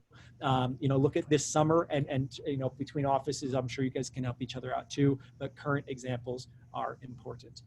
Maz, back to you. Beautiful. So when you watch an interview, you watch your DM or branch manager run one, you will see third-person stories sprinkled in throughout it. And that we go over every single staff meeting, we throw those in. Sorry, Maz, one thing that I will add is there's a very fine line between giving somebody an expectation that they're already going to get the job versus what's called a push away. So it's a professional interview environment where you don't want somebody to feel like they have it. But what I would do in certain cases, if it's a personal recruit and it's somebody who is really connected, let's say it's, we had somebody in training that was a best friend of somebody who sold 3,500 in their first weekend. He was really excited to start with training. You could use that person as an example with schedule. You can say, hey, for example, Maz, I know that you play sports and I know that you're busy with school schedule. So if we were to bring you on, if this were to work out with you, you could be what's called a weekend warrior, which means you focus on school and sports during the week and then just crush your appointments on the weekend, just like Cade does, just like so-and-so does. So you could use somebody's name to use that as an empowerment tool without the feeling of, oh, you got the job, you know what I mean? So it's the connection and rapport, and you could use them as an example too. So hey, even around a busy sports schedule, even around a busy theater schedule, or even around another job, so somebody like Mady, who's got 3 other jobs, she could still succeed in a job like this, even if she's got an overwhelming schedule, right? So you can use somebody's name to kind of pop a fear bubble and let them know that you're interested in them taking this job seriously and thinking about this seriously. Beautiful. Beautiful. Love it. Cool. Well, that's paying schedule. I'm gonna move to the last part, and then Maritza is gonna bring us home with the post screen. And if you think about last thing about what Drew said, how do we sell Cutco? How do we make people comfortable in buying? We third person story our head off. How do people become really comfortable and confident in the job here? We third person story our head off, and you see that sprinkled in throughout. All right. Thank you, Drew. Back to our script. And don't be afraid to use yourself as an example too, right? As long as it's not cockiness and over promotion, the best example is you. If I'm Shaw, I would just explain how this job works for me and say, hey, I'm just going to let you guys know how this has worked for me the past couple of years. I'm a college student and I take classes, and this is why I don't have a financial fear. I don't say this to impress you, but to impress upon you, how cool this job is and the opportunity. So you can use yourself as an example, absolutely, as long as you do it with tact and not showing off. But sometimes it's hard not to show off because the job is pretty cool. Huge. I'm done interrupting. I promise. I'm ready, man. You just do it. You're free to do it. All right, now we're on to how somebody gets going with the job, and this portion makes it really, really clear. You guys can, pick this out as I go through this, but this portion is making it really clear to them how simple it is, starting with everybody that they know and how it grows. And I'll mention it multiple times throughout it because, like Drew said, when they tell their mom, here's how the pay works, and their mom's like, well, where do your customers come from? We want them to be able to say, oh, well, on average, representatives, they say, get 5 to 10 referrals from each appointment that they do. So by the end of me doing even my first 10 with 5 to 10 referrals on those 10, I got 50 to 100 brand new people I can show Cutco to. So that is the goal of this section here. So now if someone gets accepted, here's a little push away thing Drew was just talking about. If somebody were to get accepted to our team. So if someone's accepted to our team, it's a really important process to how they get started. As a company, what we didn't want was for a rep to go through their 2 days of training and then have to show complete strangers knives directly out of training. If that were the case, I maybe wouldn't be here with you. It made it a lot more comfortable for me that I got to practice my appointment with people that I knew and people that I was comfortable with right off the bat. I tell a little version of my personal story. I'm not going to do that for you guys right now, but I just kind of make fun of myself on my first appointment ever with Gary and Marie, my next door neighbors. People think it's cute. They laugh at it, and it gives them perspective. And the one thing I would add in there is talk about how much you loved showing family and friends and how fun it was doing practice presentations. That is a huge key.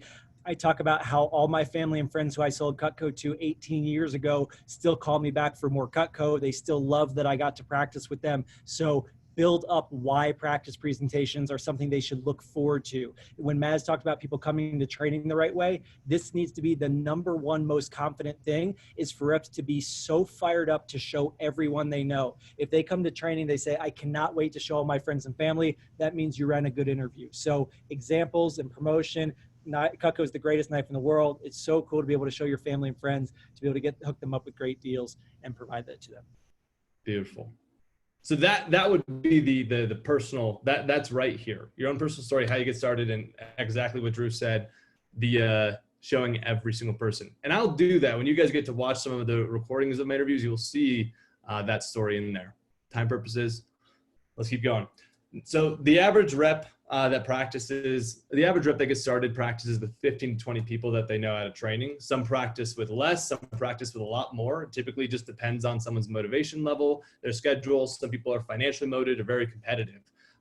When I was brand new, I was kind of dipping a toe into the job to see if it was something that I could actually do and something that I would stick for a long time. For others, they already know coming into the job that they want to be a top rep and perform at a high level. Again, Andrew, just for time purposes, I typically have examples of 10K fast starters here. Here's my for time. And I know, listen, I'm all long-winded in the beginning. Everybody who's part of this, you guys know, no meeting that I ever start will finish on time. Maz, you got such good information to deliver. Maritza has such good stuff that she has prepared.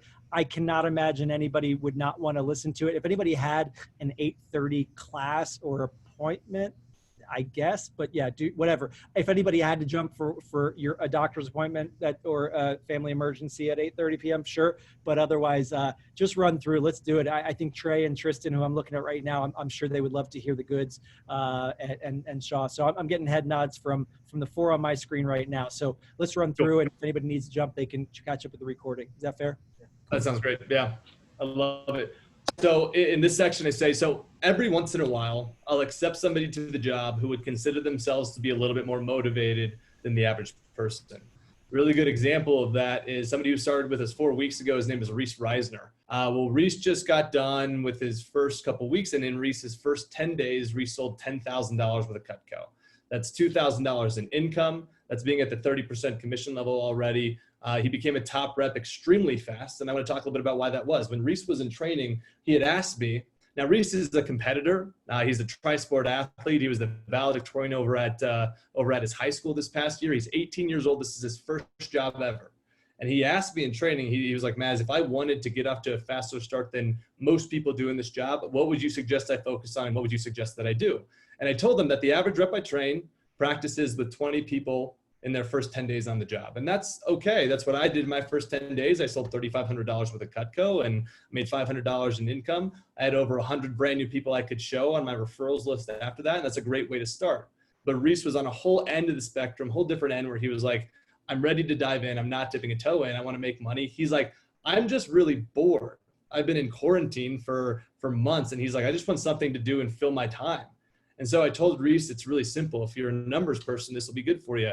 60% of people that see Cutco appointment buy. That's national average. It's 70% closing in our office. On average, when they buy, they spend $340. That's our office average order in North Denver.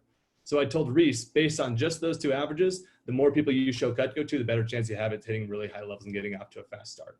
Now, I talk about the first 10 days a lot because in someone's first 10 days on the job, if they get accepted to the team, there's a contest. They can win a bunch of prizes. There's some potential trips involved. There's just good incentive to work hard. So Reese was excited about that. He was excited about the potential income and getting off to a really strong start with his referrals. So I told Reese, instead of practicing with 20 people in his first 10 days, I told him to go home, sit down with mom and dad, pull out the church directory, all the sports directories, see all the moms, and practice with as many people as he could in his first 10 days. So he sat down, and before training, he created a list of 50 to 60 names and phone numbers of just nice people, mainly moms. He had that list ready for training. I taught him how to schedule his appointments. He did 4 to 6 appointments a day for 10 days, eating, sleeping, breathing Cutco, and he made over $2,000 his first 10 days. And that's great. Somebody can do that if they want to. If somebody is more motivated in that sense, they can dive into this job, make as much as they want to off the bat, have a flexible schedule around other things they've got going on, and be set up really well at a high commission level after that. People can do that. It's not required for success at the job. I was the exact opposite end of the spectrum, kind of dipping a toe in, getting a feel for it. I sold the first $3,500. I had sales. I had no sales. I felt really comfortable and confident by the end of it. And then I hit the ground running and caught up rather quickly after my first 10 days was up. I don't care what somebody sells in their first 10 days. If I accept somebody to the job, it's because I like them, their energy, I vibe well with them. I feel like they're a hard worker and they can do well here for a very long time. The most important part of somebody getting started with the job is they're practicing with people they know, people that they're comfortable with. And every appointment that we do, we get 5 to 10 recommendations from each one. Reese had close to 200 names and numbers on his list after his first 10 days. I had close to 100. So that's my main focus there. So Maz, I love that. If I can just explain that, what you just did is called the 10-80-10 rule. What Maz gave was an example on the high end of the spectrum, an example on the low end of the spectrum, and then the average in between, because what you want is to be able to cater to everybody in your audience. So the one person who says, gosh, I want to break records, they have the ability to do that and they have that belief. For the person that's a little bit nervous and says, I don't know if I have the ability of the time, then they still feel that comfort. So it's creating comfort for everyone in your audience and then giving the average. Beautiful. As the only other thing that I would add to pay, and I didn't mention it before, you kind of mentioned it, but the highlight of Dirty 30. As managers in training, we talk about Dirty 30 a lot. To our reps, we talk about Dirty 30 a lot. The thing that I like to talk about is make a highlight of why Dirty 30 is so important. So Dirty 30 is the $10,000 level. The reason why our reps, and this is just word for word from 15 years of interviews, the reason why our reps, and I have to turn like this because I'm so used to doing it while I'm pointing at a whiteboard. I can't do it without, right? The reason why our reps work so hard to get to 30% is once they're at 30%, they can choose to work a part-time schedule and still make full-time income, or they could work a full-time schedule and make sick and wrong money. That phrase "sick and wrong money" is from Patty James. But the reason why our reps work so hard to get to 30% is because once they hit 30%, they can work a part-time schedule and still make full-time income, or they can work a full-time schedule and make sick and wrong money. And depending on my interview, I told you it changes, but depending on how big or how sharp or how connected I am, I will give an example and I'll say, so that means, Emma, that somebody could, once they're at 30%, they could do 7 appointments on the weekend, sell $1,000, because Maz already, at that point, he already gave that example with those two averages, right? 60% and 340 average, right? So somebody could do 7 appointments on the weekend as a weekend warrior and make, sell 1,000, be at 30%, make $300 in income. So they're making full-time income by just doing a handful of demos on the weekend. That way they're able to focus on school, they're able to focus on sports, and still make more money than all their friends, right? If I'm a high school senior or a college student, that's the thing that's triggering me and saying, gosh, more time for my value and more money for my time, right? And then you could give a full-time example and say, hey, Trey McCullough, he's at 30%. He did blank number of appointments last week. So you always want a current example. He did blank appointments last week, sold $3,000 and made a comma check. He's a college student. He didn't even have to put his pants on. Right. So that's the type, so you can give examples like that, but highlight 30%, highlight dirty 30, because you want somebody coming into training already with the expectation of, I can't wait to hit 30%. That's my goal in this job, is to go after 30%. Hell yeah. Yo, let's keep going. That describes the entire position. The last part of this, and this is really fun to do with your district team, but it's your office stump speech, and it's what the office is about. The division is about what they are potentially joining. It is scripted out for you right here. Can I just do my own my office stump speech? Cool. and you'll see all of this in there, but I'm not going to read this word for word because I've been doing this for 5 months and I got something down. So the reason why I'm running interviews right now is the office is in a really special place. It's one of the best. It is one of the best offices in the company, and I say that partly because I'm biased and it's my office, and I love my squad, I love my team, I love my management staff of 10, but also just based on the numbers.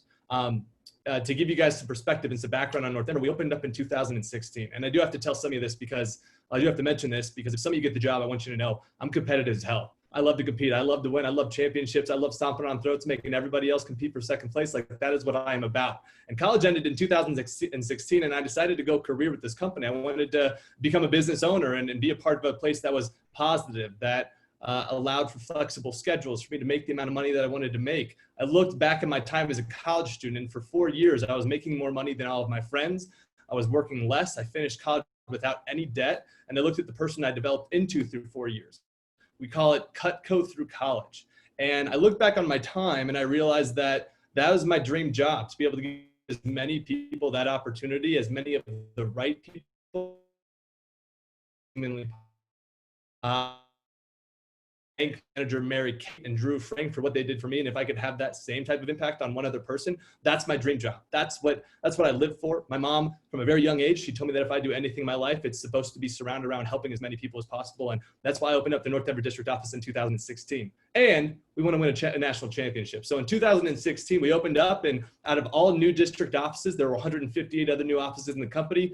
We came in 6th place. 6th place was a good first start to our career, but not satisfied. The next year, we hopped up 2 positions into fourth place. We grew by $200,000 in sales. We did over $600,000 our second year open, 4th in the nation. The next year, we got 3rd in the nation. We grew by $100,000. The next year after that, we grew by another $100,000 and got 2nd in the nation. We were in 1st place almost the entire year, and in the last 2 weeks of the year, 2019, we got beat out by the Fort Wayne, Indiana office run by Logan Frank and his squad up there. It was intense. It was 365 days ago after a national championship. It's called the Silver Cup. It's the Vince Lombardi Trophy of Vector. Most people have never even been in the same room as one. And we were so close to winning our first. We were inches away, a couple $1,000s in sales. In the grand scheme of $800,000 in sales, all sold by mainly college students, that's ice cream scoops and trimmers and cutting boards. It was a lot of fun, but we were not satisfied. So in 2020, myself and the staff, we sat down in January and we said, well, what is 2020 going to be all about? We said, what is that next level? And the only way to continue building a championship organization is by adding championship style minded people to it.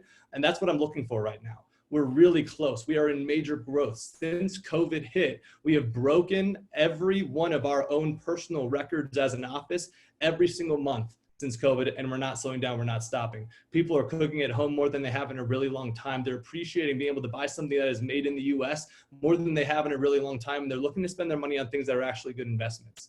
Now, I lost a portion of the team to school. Some of them went away to college and they're just focused on school. So I have a couple openings that I need to fill with the right people. I'm looking for champions. I'm looking for leaders. I'm looking for people who want to grow and advance in something that's very unique and can set somebody apart from their peers coming out of college and beyond. I'm also not only looking for leaders at a rep level, but I'm looking for people who want to go into management positions. I don't know if you guys can see this behind me, but over my shoulder, I've got a team. I've got a team of 9 assistant managers. I love them to death. They're my favorite people on the planet. However, next summer, I'm replacing every single one of them. They're going to be promoted, not because they're getting fired. No, I'm just kidding. They're getting promoted to branch managers. The branch manager opportunity is a chance for them to run their own business. It's a 4-month internship opportunity where they get a $3,000 signing bonus to open up their own office and be a business owner. It's an internship on steroids. I'm very proud of them. I'm very excited for them, but I also have more opportunities to grow. And the reason I'm telling you this is if things do end up going well for you in the interview, I just want you to have that in the back of your mind. If you do get the position and you go through training with me, make sure you tell me at some point. I look for reasons to help people grow and advance in this company. It's a dual income opportunity. It's something that personally helped me start paying for college. I'm looking for people who want to lead and go through our leadership training program. So with that being said, we're going to start our one-on-one interviews. How that's going to work is going to either be interviewing with myself or Corey. It's a randomized, so you're going to see a notification pop up on your screen. It'll say something like, click to enter Alex's interview room. You'll click that when it's your turn, and you'll enter into there. If you're waiting in the waiting room, I'm going to play a video for you. It's a cool financial fitness video that talks about good financial habits through college. Enjoy that. Our goal is to be spending 10 to 15 minutes with each of you. So if you're first, you're first. If you're last, all I ask is for your patience because we will get around to you. And I promise you, if you are last, you will not lose out on a potential opportunity. We will make sure everybody has an equal chance here. So we're going to go ahead and get started. So that is quick, and it builds just excitement for the team. It builds excitement for what they're joining. You know, it's not just some random thing online. They actually have a team, a squad behind them. There's proof in the pudding. And it shows who you are as a manager as well, your excitement and the vision that you have for your office. This is the coolest job somebody can have. And sometimes they just get a little insight into that. So it's fun to break that down with your staff and your team, but that's all I have for you for the interview. And then the next part is the one-on-ones. And Maritza is going to go through the post screen, which is so important on getting them scheduled the right way and showing up to training the right way. Excellent, Maz. Let's give Maz a big round of applause. Thank you, Mr. Mazurek. And if you can tee up Maritza, I know that this is going to be kind of she sent me her notes and she's got like five specific keys on doing a really good post screen. But if you can, if you can tee her up a little bit and just explain kind of from your mind what the intentions and philosophy and focus is. What's the why behind the post screen? I know we talked about it for the main group, and then Maritza's going to be giving her keys, which she has very detailed and prepped. Yeah, absolutely. And so when thinking about the post screen, it is your opportunity this is the actual interview part. You know, this is really for the last 20 minutes, they've just been sitting on that end of the screen. And this is really where they have to feel like they are about to hop into an actual interview. They've got to show up well. This is professional. The goals with the interview and the questions that you're going to hear Maritza go through is to not only gain knowledge on our end into obviously why would this person be a good fit, but all the info and the details we get from them, the things that they say us, we're also going to be using that as reasons as why we're accepting them and building confidence and why they can do this job really well. So the post screen is about confidence that they got this. When you accept somebody, and you'll see Maritza do this, she is one of the, what she's been doing with the post screen. That's why she's giving this message right now, but it's building their confidence that they can do this job, that you believe in them. You know, Drew used to tell me back in the day where after you accept somebody and you tell them why they're going to be a good fit and why they're going to rock at this job and be awesome for the team, they should be able to click off. Or in our old case, they would walk outside and be able to call their mom and be like, I can do this. I can do this job. This person believes in me. I trust them. I trust the program. And here's what they said about the things about me that will make me successful here. That's what I think about with the post screen. And then it's getting their names list right. And that is what Maritza is going to teach you guys here, and why she's had more people come with more names and numbers than anybody in the division. And that's setting them up for long-term success as well. So those are the two things I really think about for the post.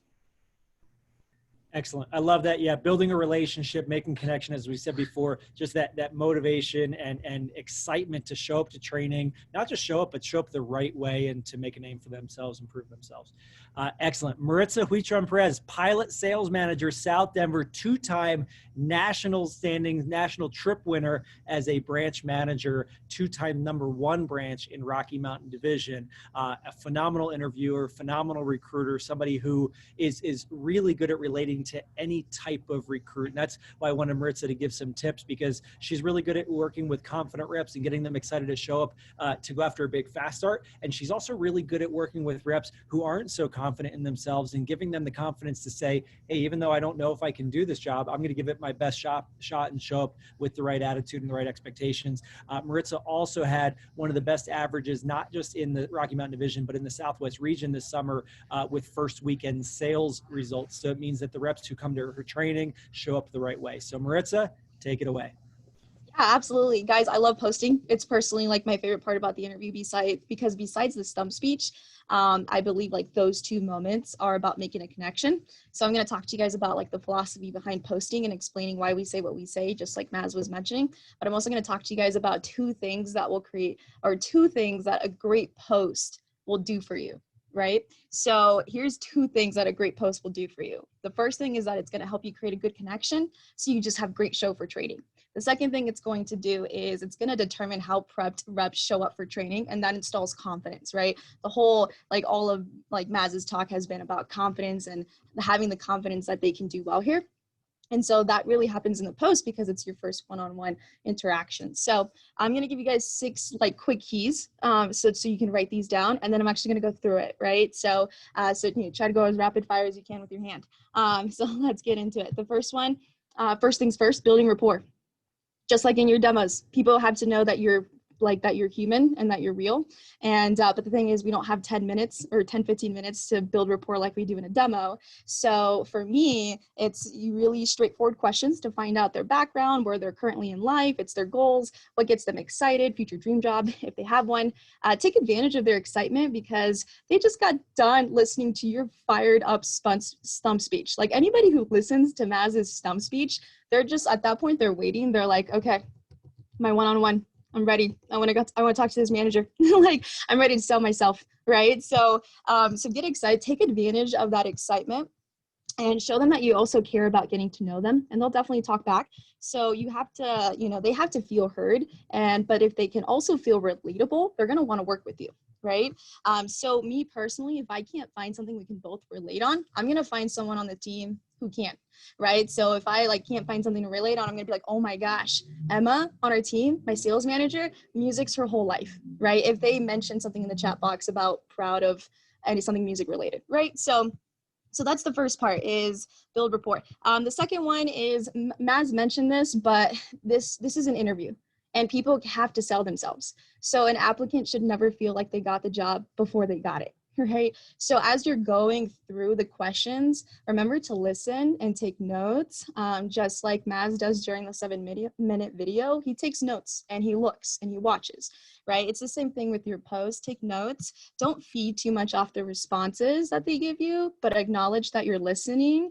There are no wrong answers. So small head nods and a little bit of feedback is more than enough as you're going through the questions. You don't have to piggyback every single response they give you because again, it's professional, right? So they have to sell themselves on it. You don't have to do it for them. So that was my second one. The third one is that you have to help them brainstorm the names list section as much as possible. There's 2 parts that I do this, and I spend so much time on these 2 parts to make sure that no matter what, they're coming to training with minimum of 30 names and numbers. I'm gonna explain the 2 parts that I do this, and then you'll actually see it come together when I go through the posting part. The first part is when we ask the question, who would you present to first, right?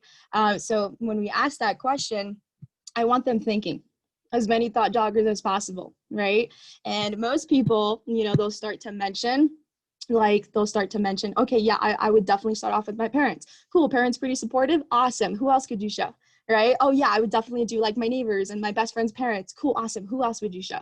That question comes out of my mouth so many times. It's cool, who else? Awesome, who else? right? And I'm just like trying to get them to think as much as possible. And even after they've tapped out like on their thinking, I'm going to take it an extra step further by throwing in my personal experience, right? Because that's when I like to throw in my personal experience. And I just like to say, hey, the only reason why I'm asking is because me personally, and then I'll like go into my little personal story, but I'll share that in the role play here in a bit. And then the second place that I'm really going to spend a lot of time on their names list is after you accepted them, right? And we're getting ready, or we're preparing them for training, and you're like prepping them. That's the second part that I spend so much time building their names list. But that's when I actually start name dropping people, right? And that's when I start giving stories and help them think even bigger. So number 3, help them brainstorm as many people as possible. 2 sections to do it on. Number 4, retaining reps. I remember there was a manager in the company that once said, on paper, they might not seem sharp. So what kind of questions would you like to be asked in your interview?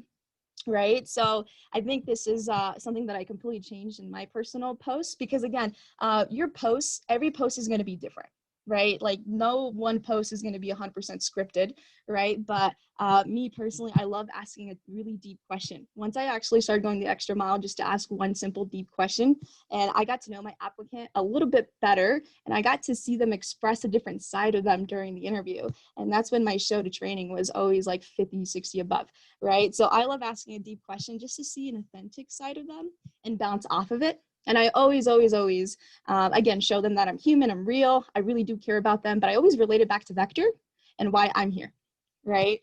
Because what that does is that ties them more into the Vector opportunity, but it also really ties them into me, right? Because they got to be tied into you. I don't know about you guys, but I don't like calling or confirming people for training like the day before, and I'm getting all these excuses. I like to handle that during my post, because they're super tied into me and the Vector opportunity, that my confirmation calls, they're fired up to talk to me. They're like, oh my gosh, Maritza, I've been waiting for this phone call. Like, let me tell you about my names list, right? Like that, those are my confirmation calls. So that was the 4th one, and I'll show you how to do that. Tip number 5 that I have for you guys is that your acceptance has to be sincere, sorry, has to be sincere, right? Again, every single post is going to be different. Like you can't, like you're going to pick, and what's nice about the post is that you can have something to piggyback off of, like whether they're an athlete or a student or student athlete, academics, whatever their strong suit is, you can piggy off of it. But if I'm being honest, if you took good notes and you were listening, like your acceptance will be sincere, because it's going to be catered to what they told you. And every acceptance will be different, right? But it has to be sincere. And then the 6th final tip that I had for you is just prep them the right way for training. How do we do that?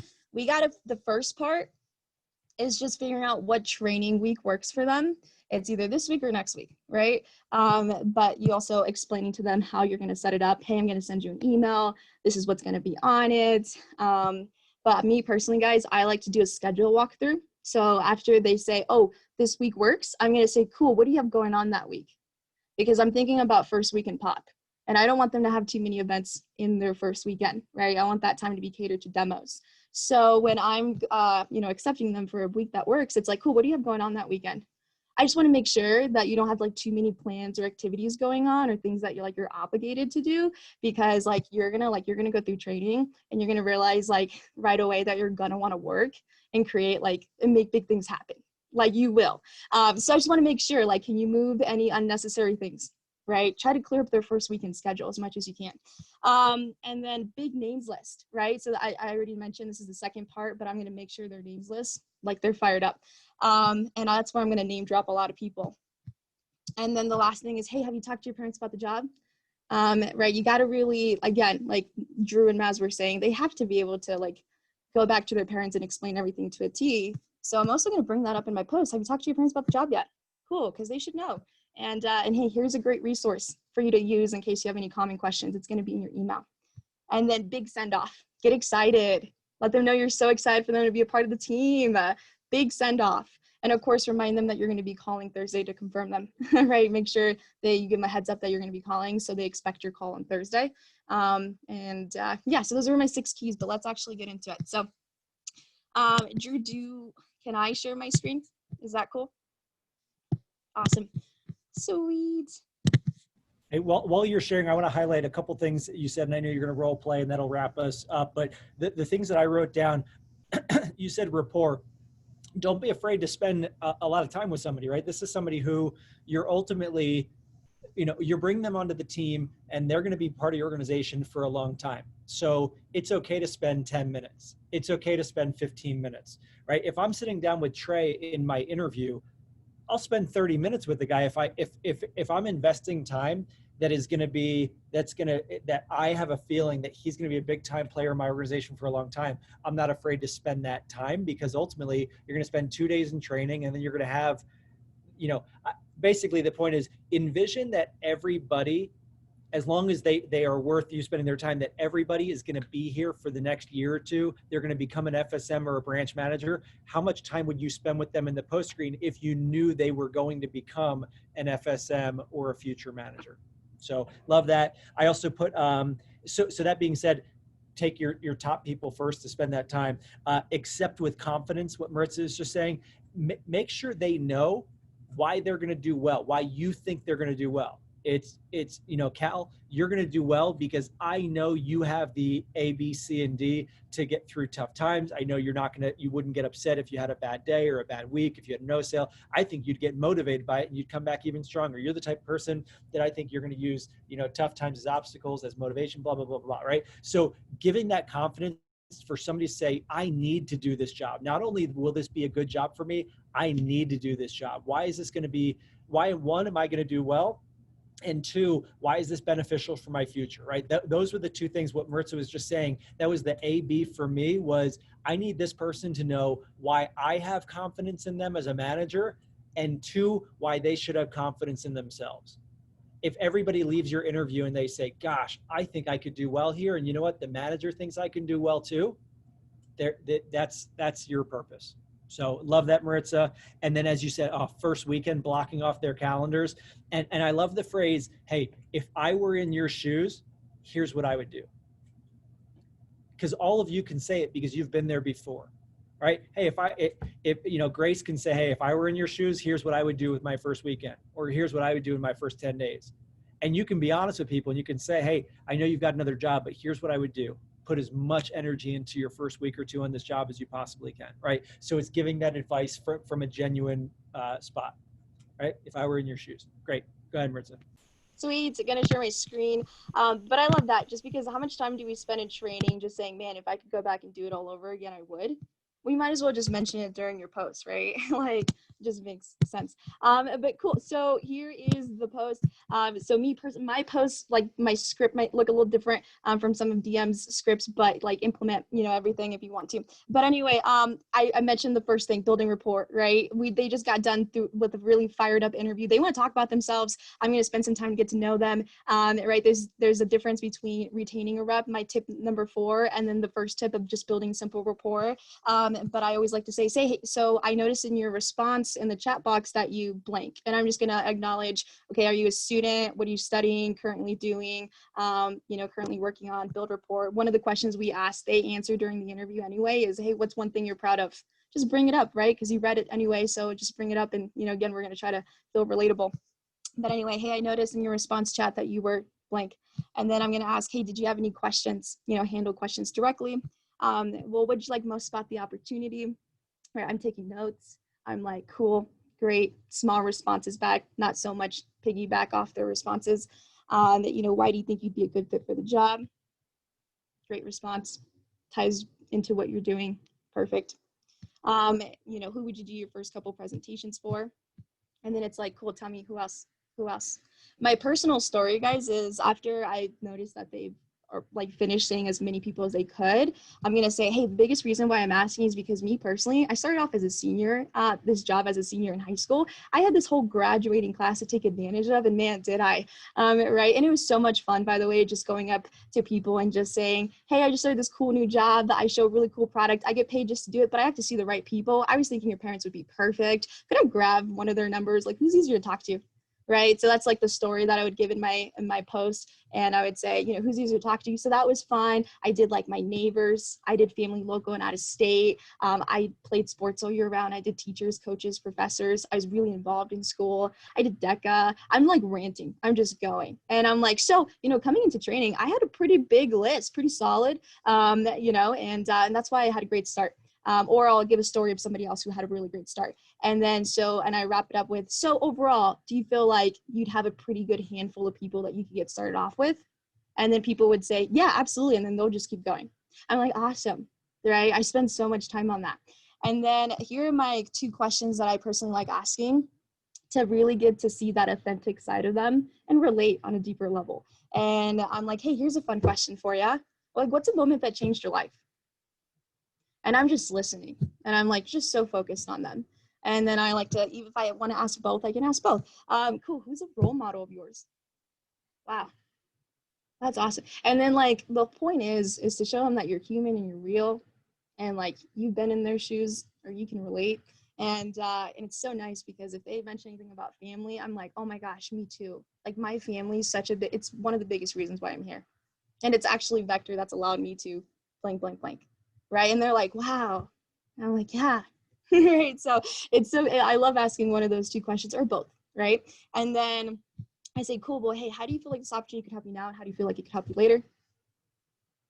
Perfect. Right. Just small responses. On a scale of 1 to 10, how enthusiastic would you be to be a part of the team? At this point, guys, all I hear is 9s and 10s. And like, if 1,000 was a choice, I'd say 1,000. Right. And I say, cool. Hey, I get those responses quite often. Tell me why. Right. Cool. Did you have any other questions? Okay, perfect. Well, hey, well, just so you know, I've been a manager for like 4 years now. I've worked with all kinds of people. Yes, it's a pretty attractive position, especially now with the way things are going. People are looking for virtual work. And with that being said, we're pretty selective with who we decide to bring onto the team. So, but overall, there were definitely some, you know, things that stood out from just sitting down with you. And I'm going to mention the 2 things that stood out the most, right? I'm going to say it was really your work ethic and your attitude. You know, you have a great attitude, and I can tell based off of everything that you've been doing in your personal life from grade school up until now, like the involvement in the sports, you have a great attitude. And you need to have a great attitude when you're that involved growing up, right? Because it's going to dictate so many things. I also really love the work ethic. You mentioned it yourself. You really pride yourself for, you know, not needing to wait around, and you just go out there and you get it, right? I love that because that's what the job's all about. That's what it reflects. And, you know, and I see it tying so well into what you're doing now and what you're going to be doing down the road. And then I'm usually going to go with one of these, and I'm probably going to pick one that caters the most to them, and I'm just going to keep going. And I'm going to say, but seriously, I think you'd be really successful here, just because you strike me as someone who's constantly eager to learn. And I know that you would invest the time and energy into learning as much as that job as correctly as possible. Plus, you've been playing volleyball for how long? Oh my gosh, you naturally have that competition in you. I know you're going to be pretty competitive too.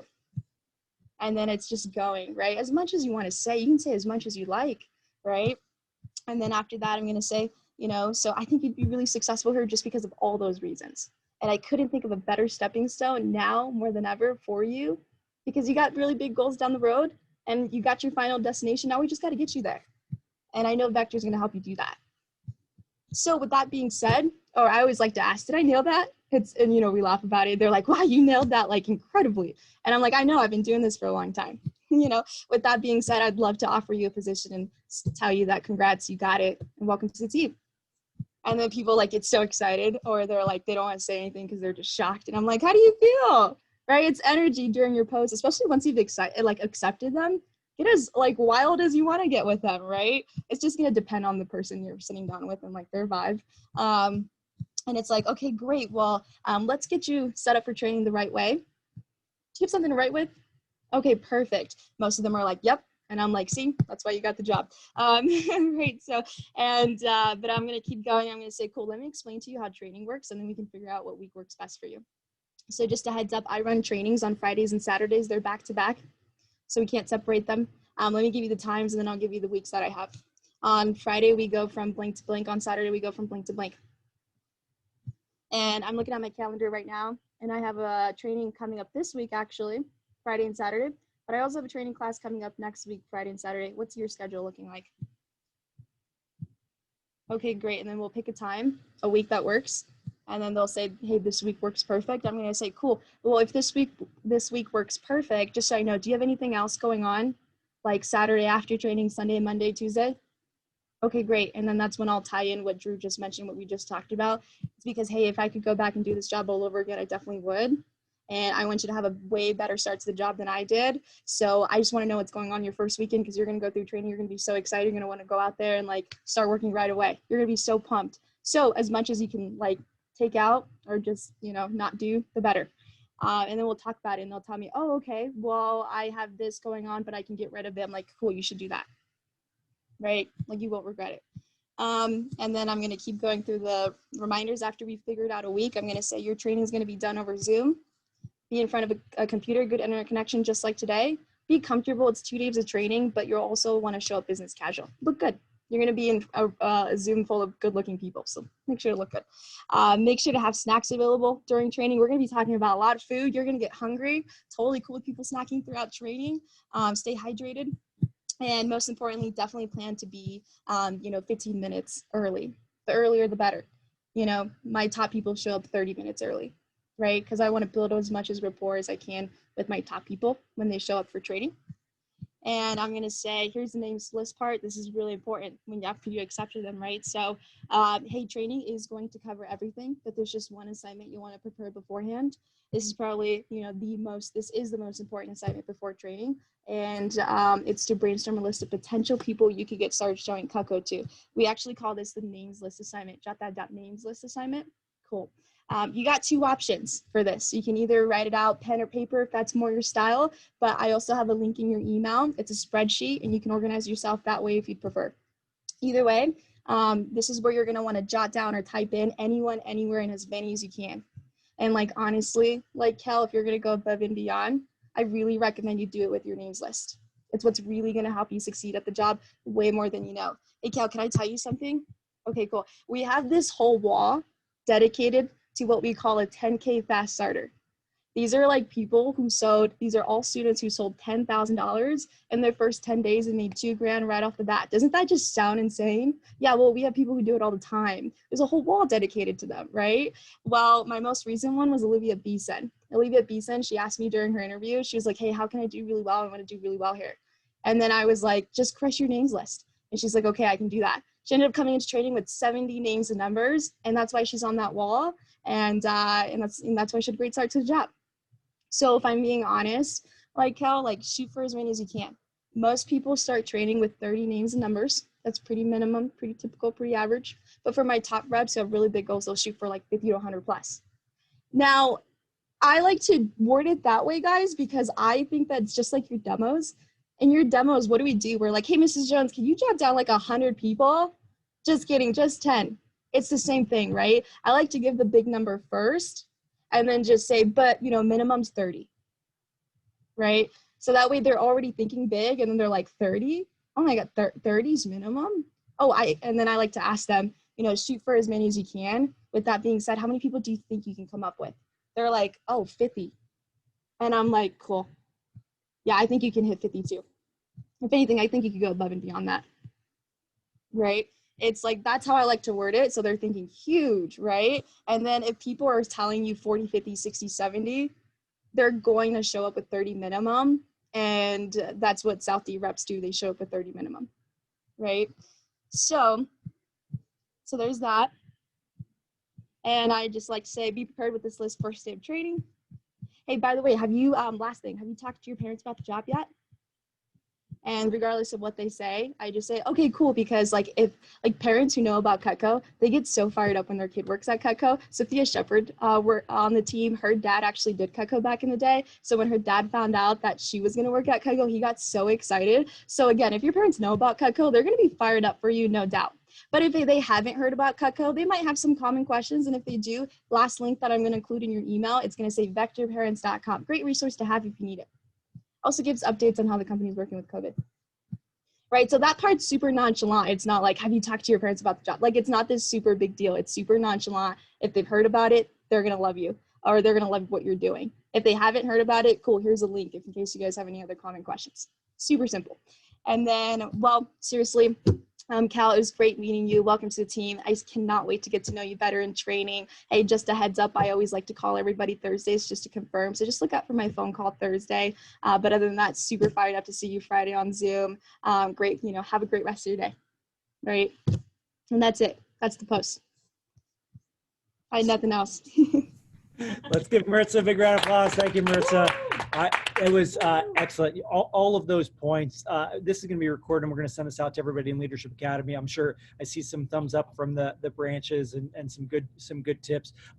Really, really strong. Everything that you reviewed, the connection, prepping them for success, first weekend schedule, and giving that confidence. Again, confidence in themselves that they can do it, and confidence that knowing that you as the manager believe in them. Maz, thank you for your teaching and your skill in the interview, and Maritza for finishing us off tonight. Thank you so much, everybody, for your time and attention. And again, I'm sorry this went a little bit. No, I'm not sorry. This was really good stuff. Glad that it went long. Glad that you got all the teaching that you did. Hopefully, we're inspired and motivated to have the biggest campaign that we could have predicted and have the biggest fall of Rocky Mountain Division history. Everybody drive safe, or at least close your lid safe. Have a great night. Go Nuggets tomorrow. Don't forget to register to vote if you haven't done so. See ya. Woo! Vote! Vote, vote, vote, vote. See ya. Oh my gosh, you can't kill us. It's dangerous. Oh.